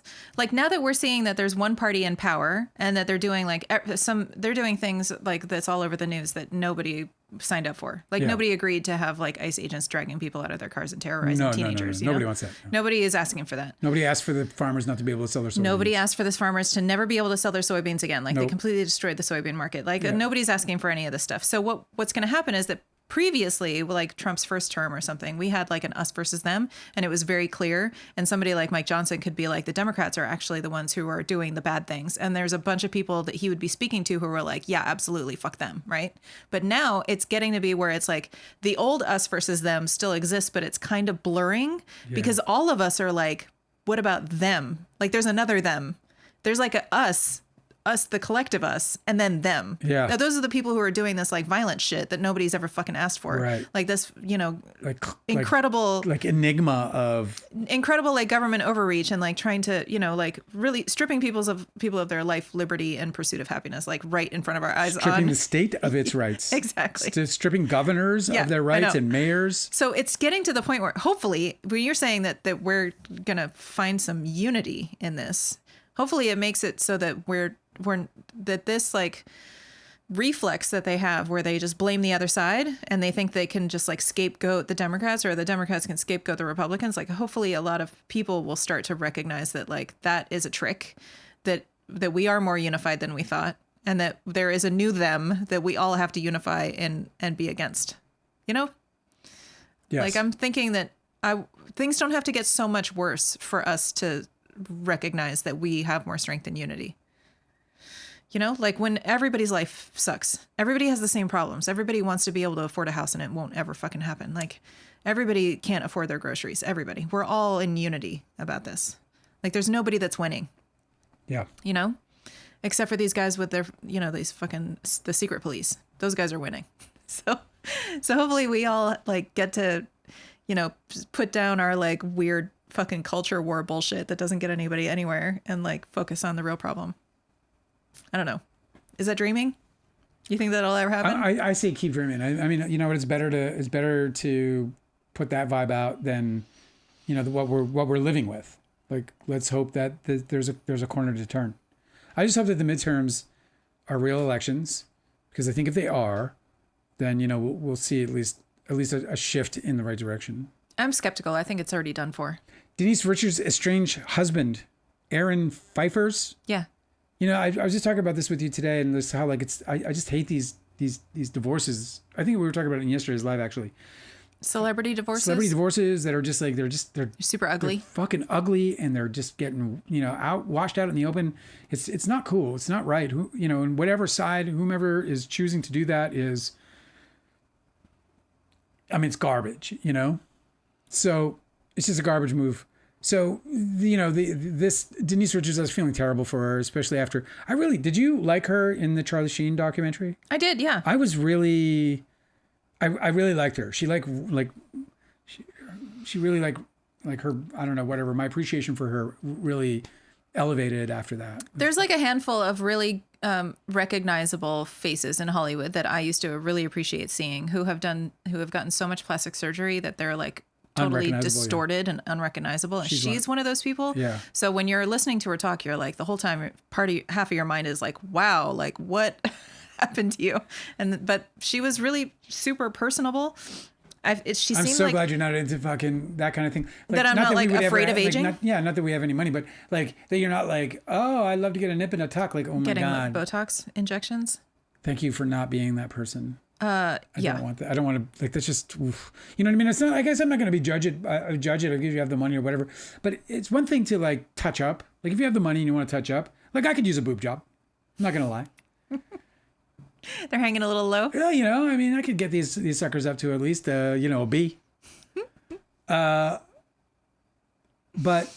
when you completely change your face, or it becomes like a bit of an addiction or a crutch or some kind of something that is supposed to, I guess, in some way help your inflamed sensitivity. They look like victims of bad work, is what it looks like. Because I know that there's people like, for Did you ever instance, watch that show, Nip and Tuck?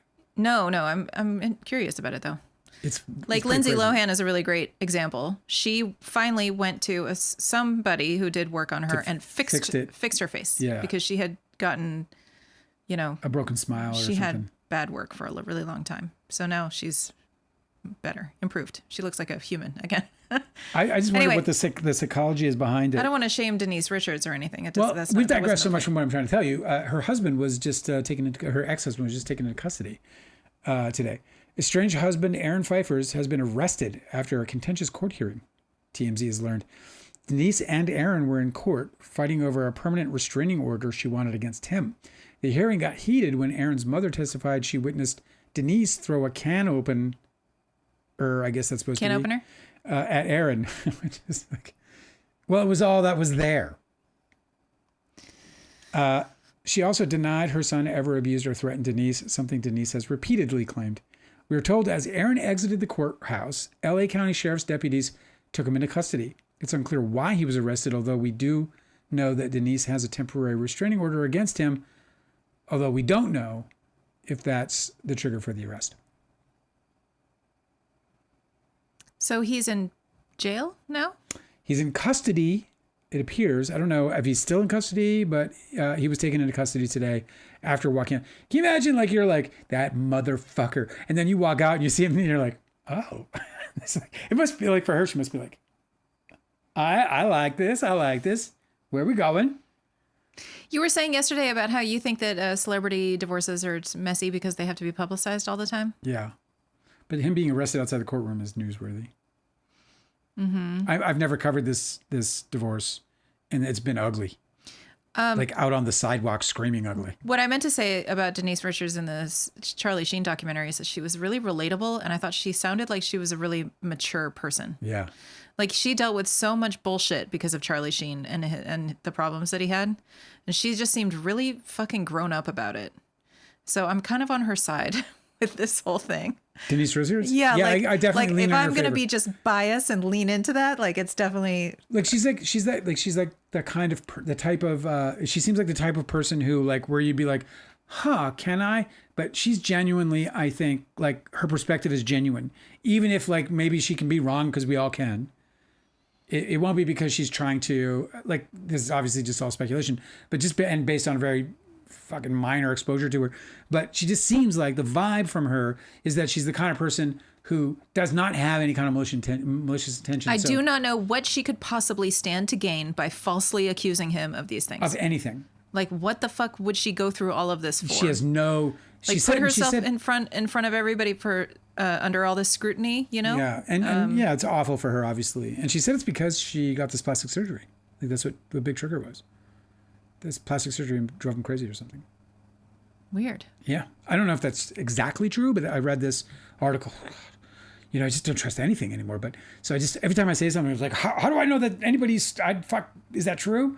But I read this. Dude, every single day I come off of here and I'm like, it's like, I like to talk about things, but most of the time when we just talk about things, I can sound like an idiot in private.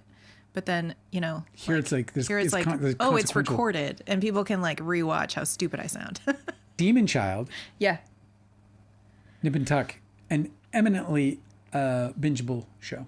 Oh, really? Yeah, it is. It really is. You can just really get into it because it's kind of like a Canon Abel, but of surgeons. It's totally interesting. Mateo said that Keith Urban has apparently disappeared. With that girl that he changed the lyrics to. Really? What? Yeah, what are you talking about? He was doing this live show and he changed the fucking lyrics to this other girl. That was like this. Let me see if I can find him. Hang on. I'm looking. Cancels South Carolina. He disappeared? Keith Urban cancels Greenville concert, cites health concerns. Oh boy. Oh. Here we go. All the 50-year-olds Was he one of your faves too? No. You've always been a fan of Keith Urban? I don't think I've ever heard him do anything. People love his guitar, and so I've always been curious about it. So I think I might have done some guitar searches for him because he's apparently super good at guitar, and I like guitar. So beyond that, no. We talk about all these young people dying. Mm-hmm. This young TikToker, bro, 41 years old. He's a comedian. What happened? And he just like, he just like make all these skits up. One of those guys. Yeah.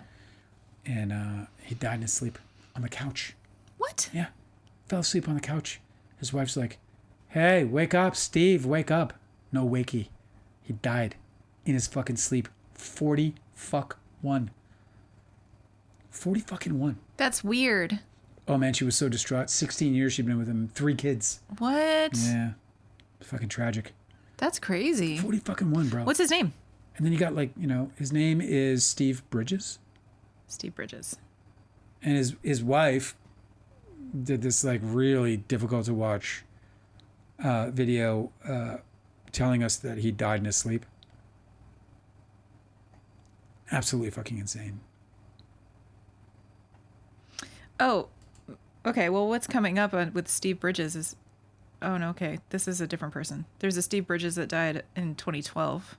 This one died in 2025. Or we just got word. Like the crow just got there. Oh, yeah, okay. Steve Bridges 4 hours ago. It was like a bird, an albatross from like... When you type in Steve Bridges, there's a guy that died in 2012 that used to be a George W. Bush impersonator. That's not him. By the way, I did forget to do this part of tonight, so I can get after it before we leave tonight, which is this whole... What's her name?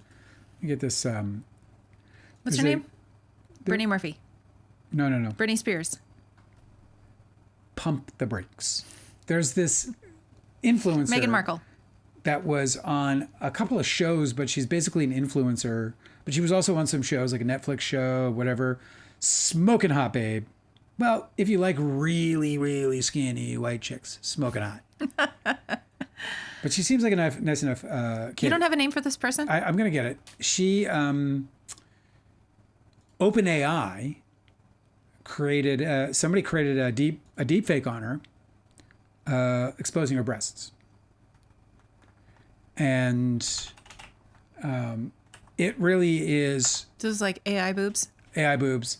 But it was very real. Like, everyone was like, holy shit. And she never did this. Mm-hmm. It's total deep fake. It's super concerning. Like, it got everyone real concerned about how... They've been saying this for years, that like revenge porn is definitely something that could come out. Yeah, so more or less like, hey, this is... And did you see Saturday Night Live, last week's Saturday Night Live? In last week's Saturday Night Live, Colin is depicted in AI. What's his name? Colin what? Habernick? Colin Jost? No, that's the fucking quarterback. Colin Jost? Colin Jost. Joust? Jost. Jost. Jost. Scarlett's dude. Okay. He was rendered into the famous Epstein Donald Trump video where Donald Trump's pointing at girls. Yes, where they're like dancing. Where they're pointing at girls. Yeah. And he was, and fucking like, I mean, it's not real. You can see that it wasn't like the most perfect render. He looked fucking perfect. Like, his actions look perfect. It's like, creepy. It's so creepy. This woman's breasts were exposed absolutely without her saying anything and coming out against it or whatever. Nobody would fucking know. And then people who don't find out are going to be people who don't know that she's not sitting there exposing her breasts on her channel for clicks. So now it's got people up in arms because the reason is because of the big beautiful bill, right? Because the big beautiful bill allows regulate. Yeah. A full decade of unregulated AI.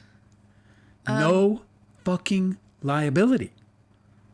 So we've got AI talking people into taking their own lives.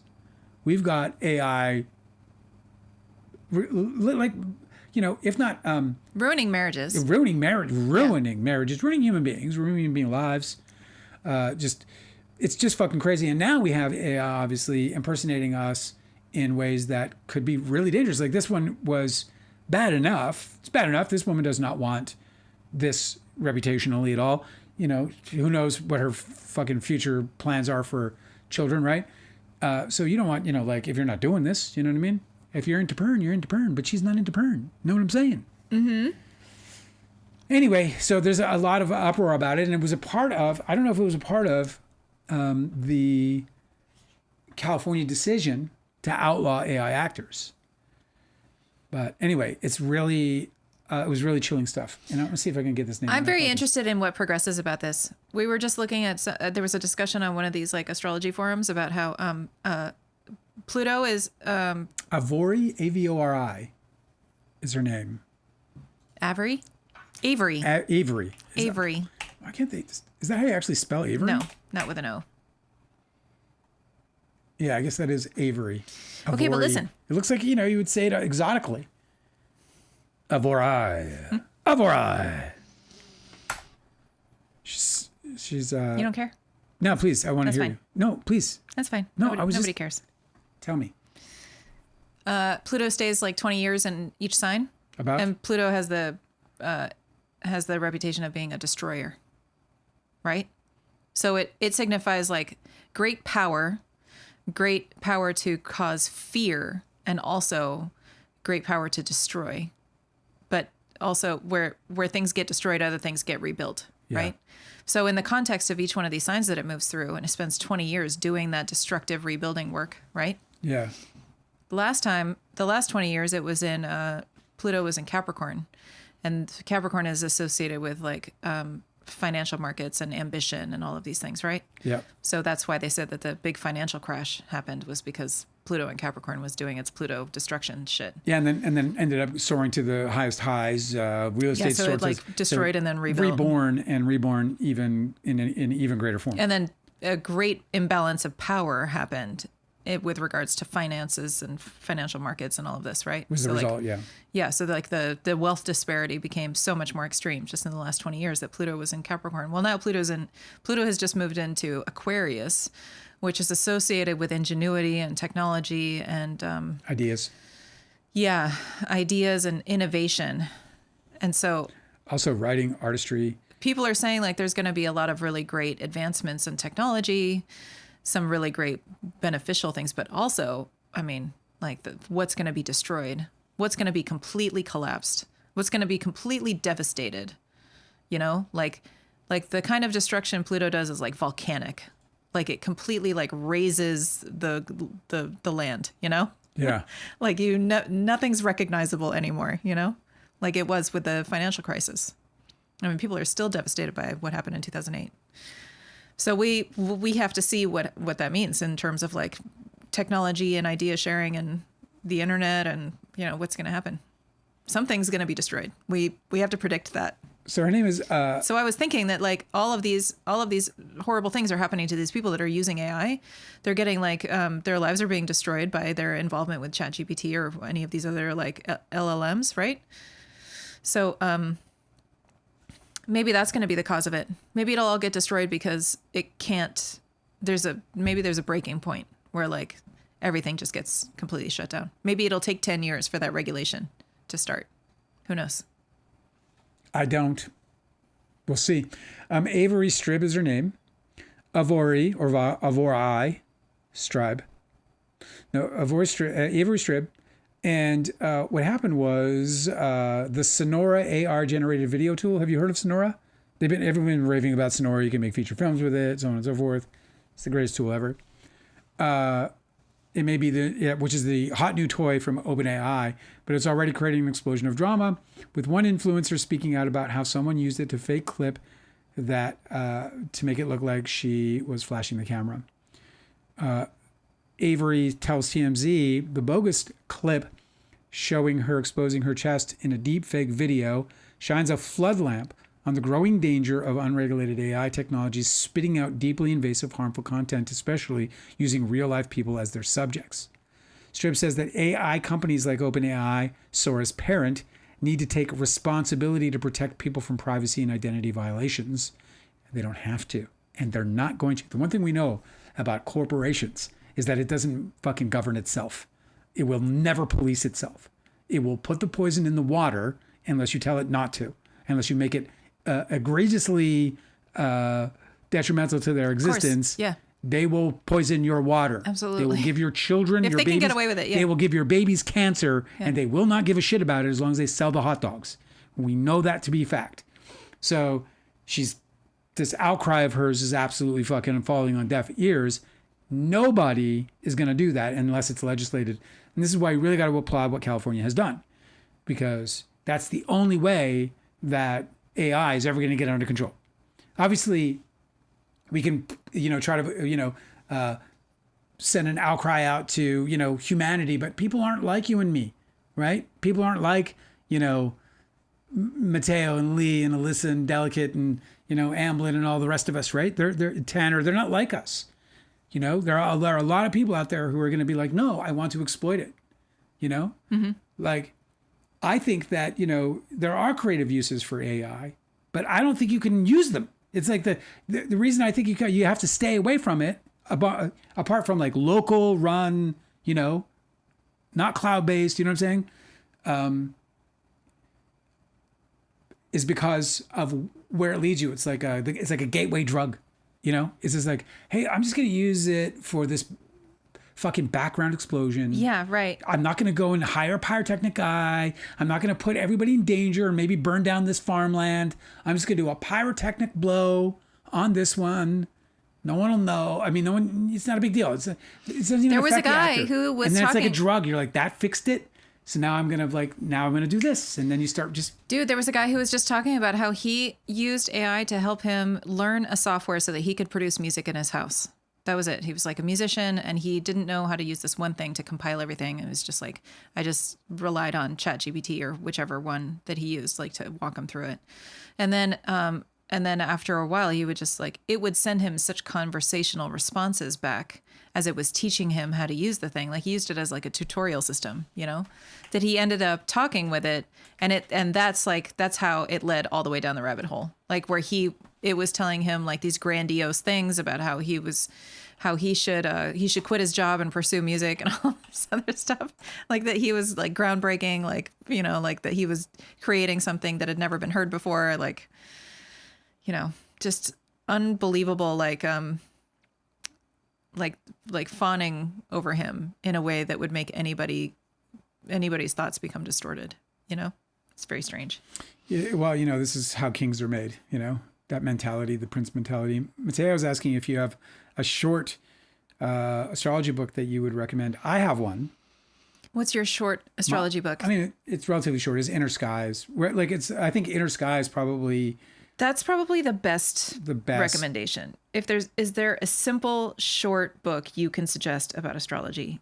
Inner Sky by Stephen Forrest. And the reason I'm bringing up Inner Sky as opposed to like Astrology and the Authentic Self by Demetra. Astrology and the Authentic Self is also very short. This one is only, let me see what it is on Goodreads. But it's only traditional. No, it's not. Astrology and the Authentic Self was. Oh, it does have Pluto and. It was published in 2008. Demetra George used to be a modern astrologer, and then she became a traditional astrologer, and she kind of compares. Astrology and the Authentic Self is written for astrologers, but it's very, very clear for if you want to learn. I'm halfway through it. I love it. And that it says 316 pages, but it seems we have it and it's super thin. I mean, 316 pages is not a long book. And it's also a lot of diagrams. So. I'm ripping through that one. Another great one for beginners, although it's kind of like, it's a little bit female focused, like written for women by women. Yeah. Is You Were Born for This by Chani Nicholas. It's a cookbook. That one's a little bit like self-help though. It's a bit of a cookbook too. It'll teach you a lot, but it's kind of like definitely directed at a certain audience. Yours is The Inner Sky by Stephen Forrest. The Inner Sky by Stephen Forrest is such an excellent book. The only thing I don't like about him, he reads charts differently than we do because he's not a traditional astrologer. Yeah, he works off Dale and I study ancient astrology, traditional astrology, whatever people call it. Hellenistic. Yeah. He is a modern astrologer, specifically an evolutionary astrologer. So he has really cool things to say about the path of your journey and how your soul wants to evolve in this lifetime. Yeah, a lot of psychology, really, yes. Psychology based. It's great stuff. But his writing is super engaging, and probably that one's the best one to read. I've read a bunch of his books. I've read 2 or 3 of the Element books. I've read Inner Sky. I've read The Inner Sky by Stephen Forrest. It's great. Highly recommend. Highly recommend. Another AI, by the way, another big AI thing is that the Martin Luther King estate is saying stop it with the Martin Luther King AI because they're bringing him into 'Cause basketball games. They can make him to say anything, huh? Yeah, and they're like bringing him into like modern day sporting events and like, they're marketing like, shit. Stop it, fucking stop it. So man, I'll tell you, man, AI. The worst thing that could have Something's happened. gonna happen, dude. The worst thing that could have happened to us, and and you know, and the to open up To us, you know, humans, to us to human beings, is to have unregulated AI for a decade. Like, think about how fast AI has moved.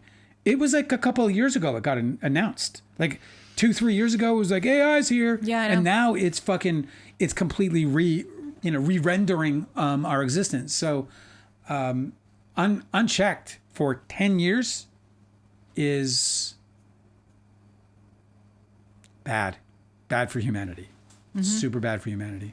Also, those regulations involve how much energy, how much water, how much like how fucking toxic waste they can put into the fucking streams and shit. Like, that's regulation too.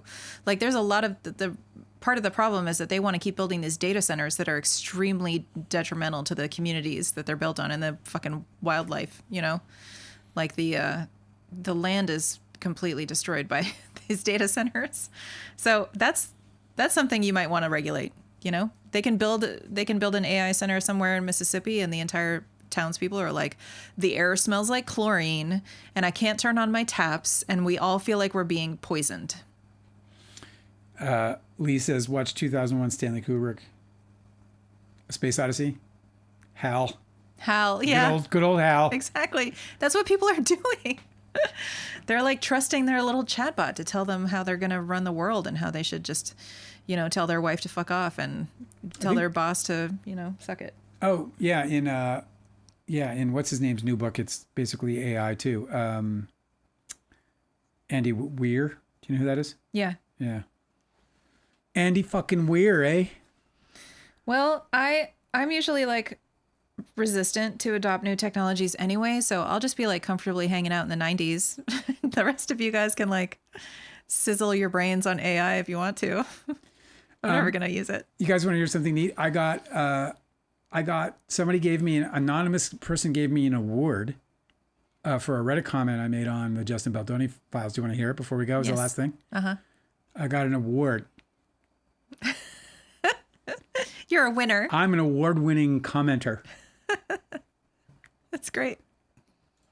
What's the context? I'll give it to you in a second. I got to first go through all my comments that didn't win awards but were in consideration. Mm-hmm. Let me pull it up for you because it is.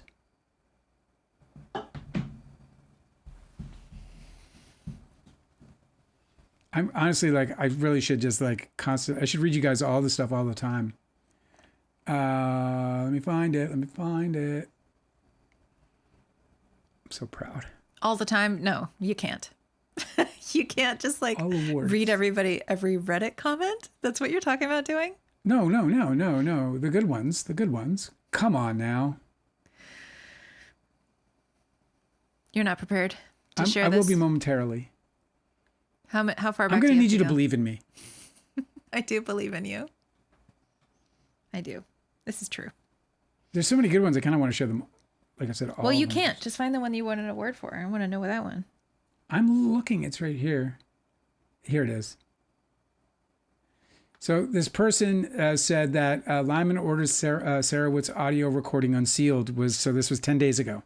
And somebody just gave me the award today. It was anonymous, but it was an award. It was given to me. And I wrote the following. So I wrote, well, first of all, let me see if I can. Oh, wait. Let me go to. Mateo's asking, what do you think about the over 1,500 views you had for yesterday's episode? Yeah, I mean, it's a testament to Ace Frehley and how much she's loved, you know? I mean, you know, the headline was Ace Frehley dies after a serious fall, and everyone wanted to come and talk about it for at least 2 minutes. We had probably our shortest average watch time that we've ever had, and that was also our highest audience on TikTok. Our highest audience so far that we've ever had was on TikTok, where we had over 4,000 people, and where we peaked out at like a few hundred. So I was just killing it on that platform, but then they shut me down because they say things like suicide. So anyway, look, it was great that we got a bunch of people come by. Hopefully some people will come back and see us. But yeah, that's all Ace Frehley, man. Mm-hmm. And people just feeling sad and wanting a place to come and, a space to get in and shed a tear with the guy. Or about the guy. All right, let's talk about me, okay? I won an award. Can we just stay with that? Here it goes. This is my award-winning comment. I can't, for some reason, pull up the context. Well, I guess I could right here. Yep.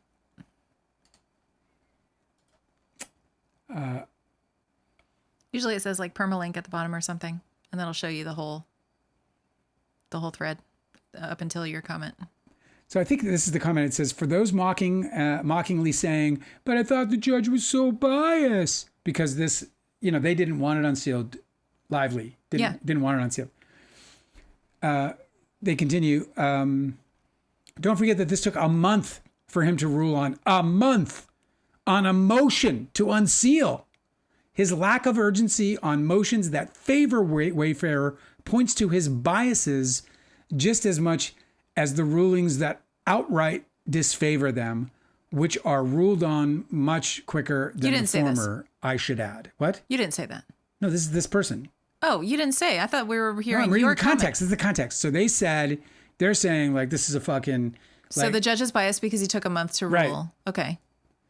And then I wrote, and then I responded, this is delusional. And then they responded, delusional? Huh? That is a really low effort comment when you just say this is delusional and you don't actually elaborate and provide facts. I was baiting. You were baiting. I know.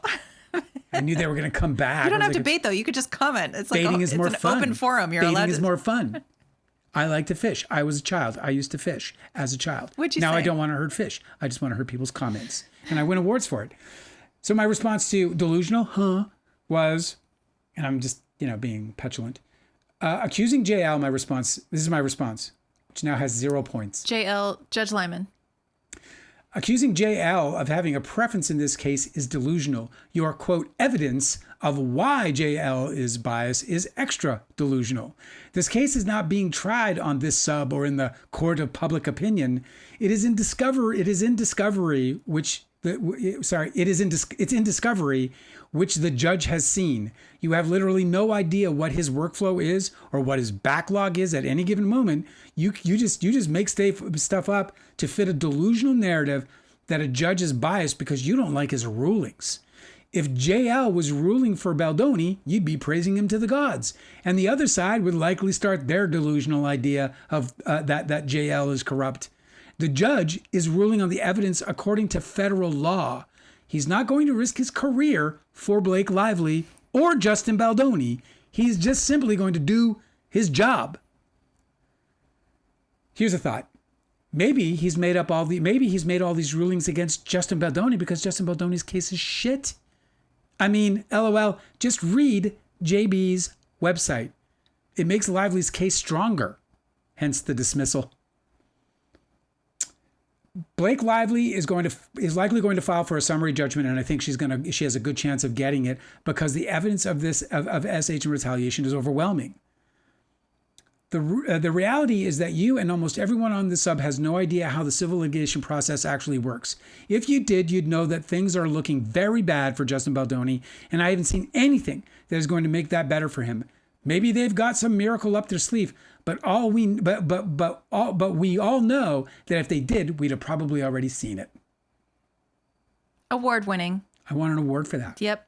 I want to thank my mom. I want to thank my mom. My mom, she was the first person to say, you got to comment. You just got to comment. You can't sit there and not comment. Why'd you want an award for that? Mom, I'm going to do it. Huh? And that's why I'm here today on this stage accepting this award in front of all of you. So you know what? I'm going to thank the haters. I had a great conversation with this, though. This guy ended up coming back multiple times. No, you can't continue. I'm not going to. I'm just going to tell you the story. Is that okay? Yeah. It came back multiple times, and I kept baiting them because they were just easy. Honestly, I wish I could get them all at a poker table, dude. We would buy a house. I know. If they had money. Oh my God, you should house. play poker. We could buy a house. Take all of their money because I could just, I literally was like just baiting them with single, like 3-word sentences, and they were just like, yep, that's it. And just giving me everything I needed. And the one thing that I wanted them to do was to make me prove that SH was admitted to by Justin Baldoni. So I completely set them up for that. And it was like really great because I'm not going to read this whole thing to you, but there was somebody says to me, whatever it was, they were like, I'm going to need to see some actual proof of Justin Baldoni admitting no problem. to SH. And all I said was, sure, period. Page 33 of his own document. Yeah. And then I linked it all up for them document. and then gave them a nice little explanation. The timeline exhibit, page 33. There you go. So I'm really enjoying, I had a bit of a rough week, but Mars is about to conjoin Mercury, which is the sort of god of communication, trickster. Oh, are you serious? Is it tomorrow when the Mars is about happening? to conjunct, and I think leading up to that has made me kind of do something unusual, which is like to jump into these comments and start fucking around with these people a little bit because, and I'm not being mean at all. It's so funny because I'll say this comment is delusional, right? This is delusional. I'll say this is delusional. I'll never say you're delusional. I just don't. I make a point of not actually calling people names. Yeah, of course. I don't find it useful at all. No, me neither. And I also don't think that I know anything about anybody enough to say anything. I can judge the conversation. I can judge the conversation in front of us based on the facts I know, based on whatever limited information I personally have. So I'm always careful to do that. But they always take it personally. Always take it personally. And I always actually genuinely appreciate when somebody was like, if somebody says to me, that statement is delusional. I never take offense to that. Well, I might take offense to the idea that the statement is delusional, but I would never take personal offense. I would never interpret that as somebody calling me delusional, ever. Unless I was completely off the rails, which, we know that never happens to me. Right, Guilty Angel? That's so interesting that there is Mars conjoining Mercury tomorrow during this No Kings protest, nationwide protest. Because Mars and Mercury combination is like fighting words. That's fighting words. It's actually It's also like impulsive speech. Yeah. Angry arguments. Yeah, Mars is extremely well dignified. It's in its domicile. There's also a lot of benefit there. So to call, there's a lot of benefit too. Like that conjunction. Comedians have this conjunction a lot. Drew Carey has this. Yeah, and this conjunction can also Drew Carey. Sorry, Jim Carrey. Not Drew Carey. I don't know Drew Carey. You just love you some Drew Carey. Jim Carrey. Talk dirty to me. That's why he does pratfalls and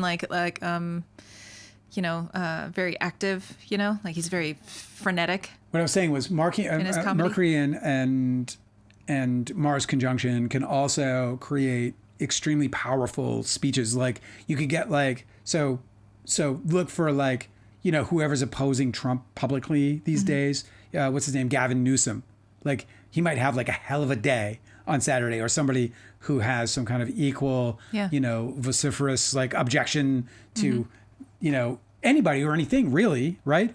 Maybe it's Britney Spears might come back with you know what, fuck it, and she might just have a completely wild dress down that's gets us all fired up, because it's the kind of speech with Mars conjunct Mercury. It's the kind of speech that can get you off your, get you up off your on your feet and kicking in drywall, and you could start revolutions with that kind of a conjunction and a few other configurations to help it out. So there's also, it could mean that there's accidents during travel is also another result of this combination. Yeah, because this Mercury is a once every 2 years conjunction. Mm-hmm. This is once every 2 years.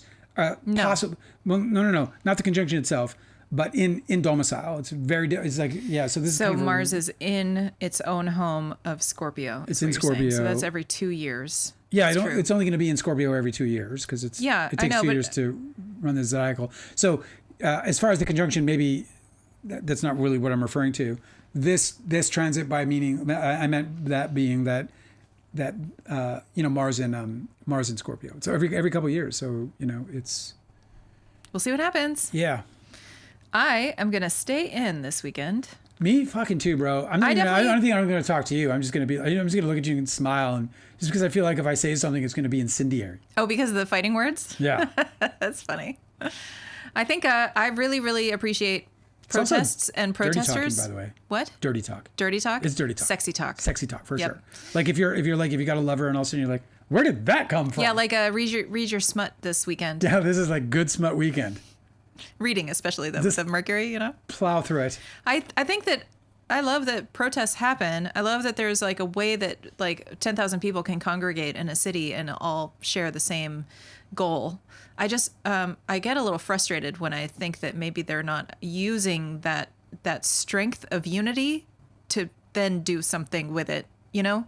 Like, I don't know what people do between these protests or after these protests. Like, you have to look at it like they go like it's a picnic and then they go home and they're like, yeah, I was there. Like, here's my pictures from the day. And then like, what are you doing? Like, it doesn't seem like real activism if people aren't in it for longer than the day. You're you know? watching the water to see it boil.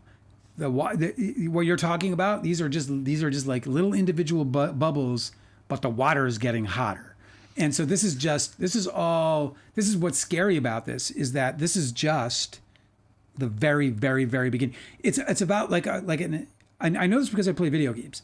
Like, we have video games where, you know, it's amazing that we simulate societies in video games, and I play these, and you can laugh at it, but it's fucking real in terms of like Nobody's laughing. the idea behind it. I'm not saying you are, but I'm saying it could be. Okay, so not to digress into whether or not you're laughing, the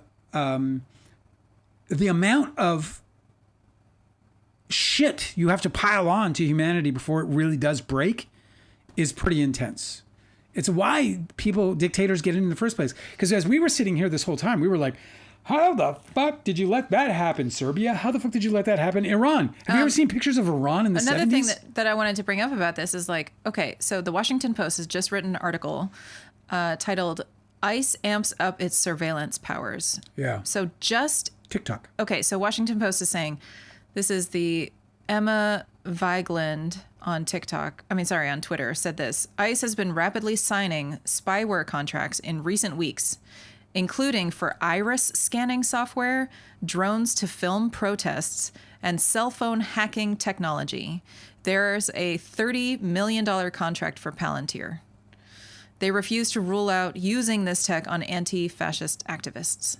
So this is another thing, is like they're also planning to exploit the assembly of a bunch of like-minded people. Oh, they are. They're in one place. Yeah.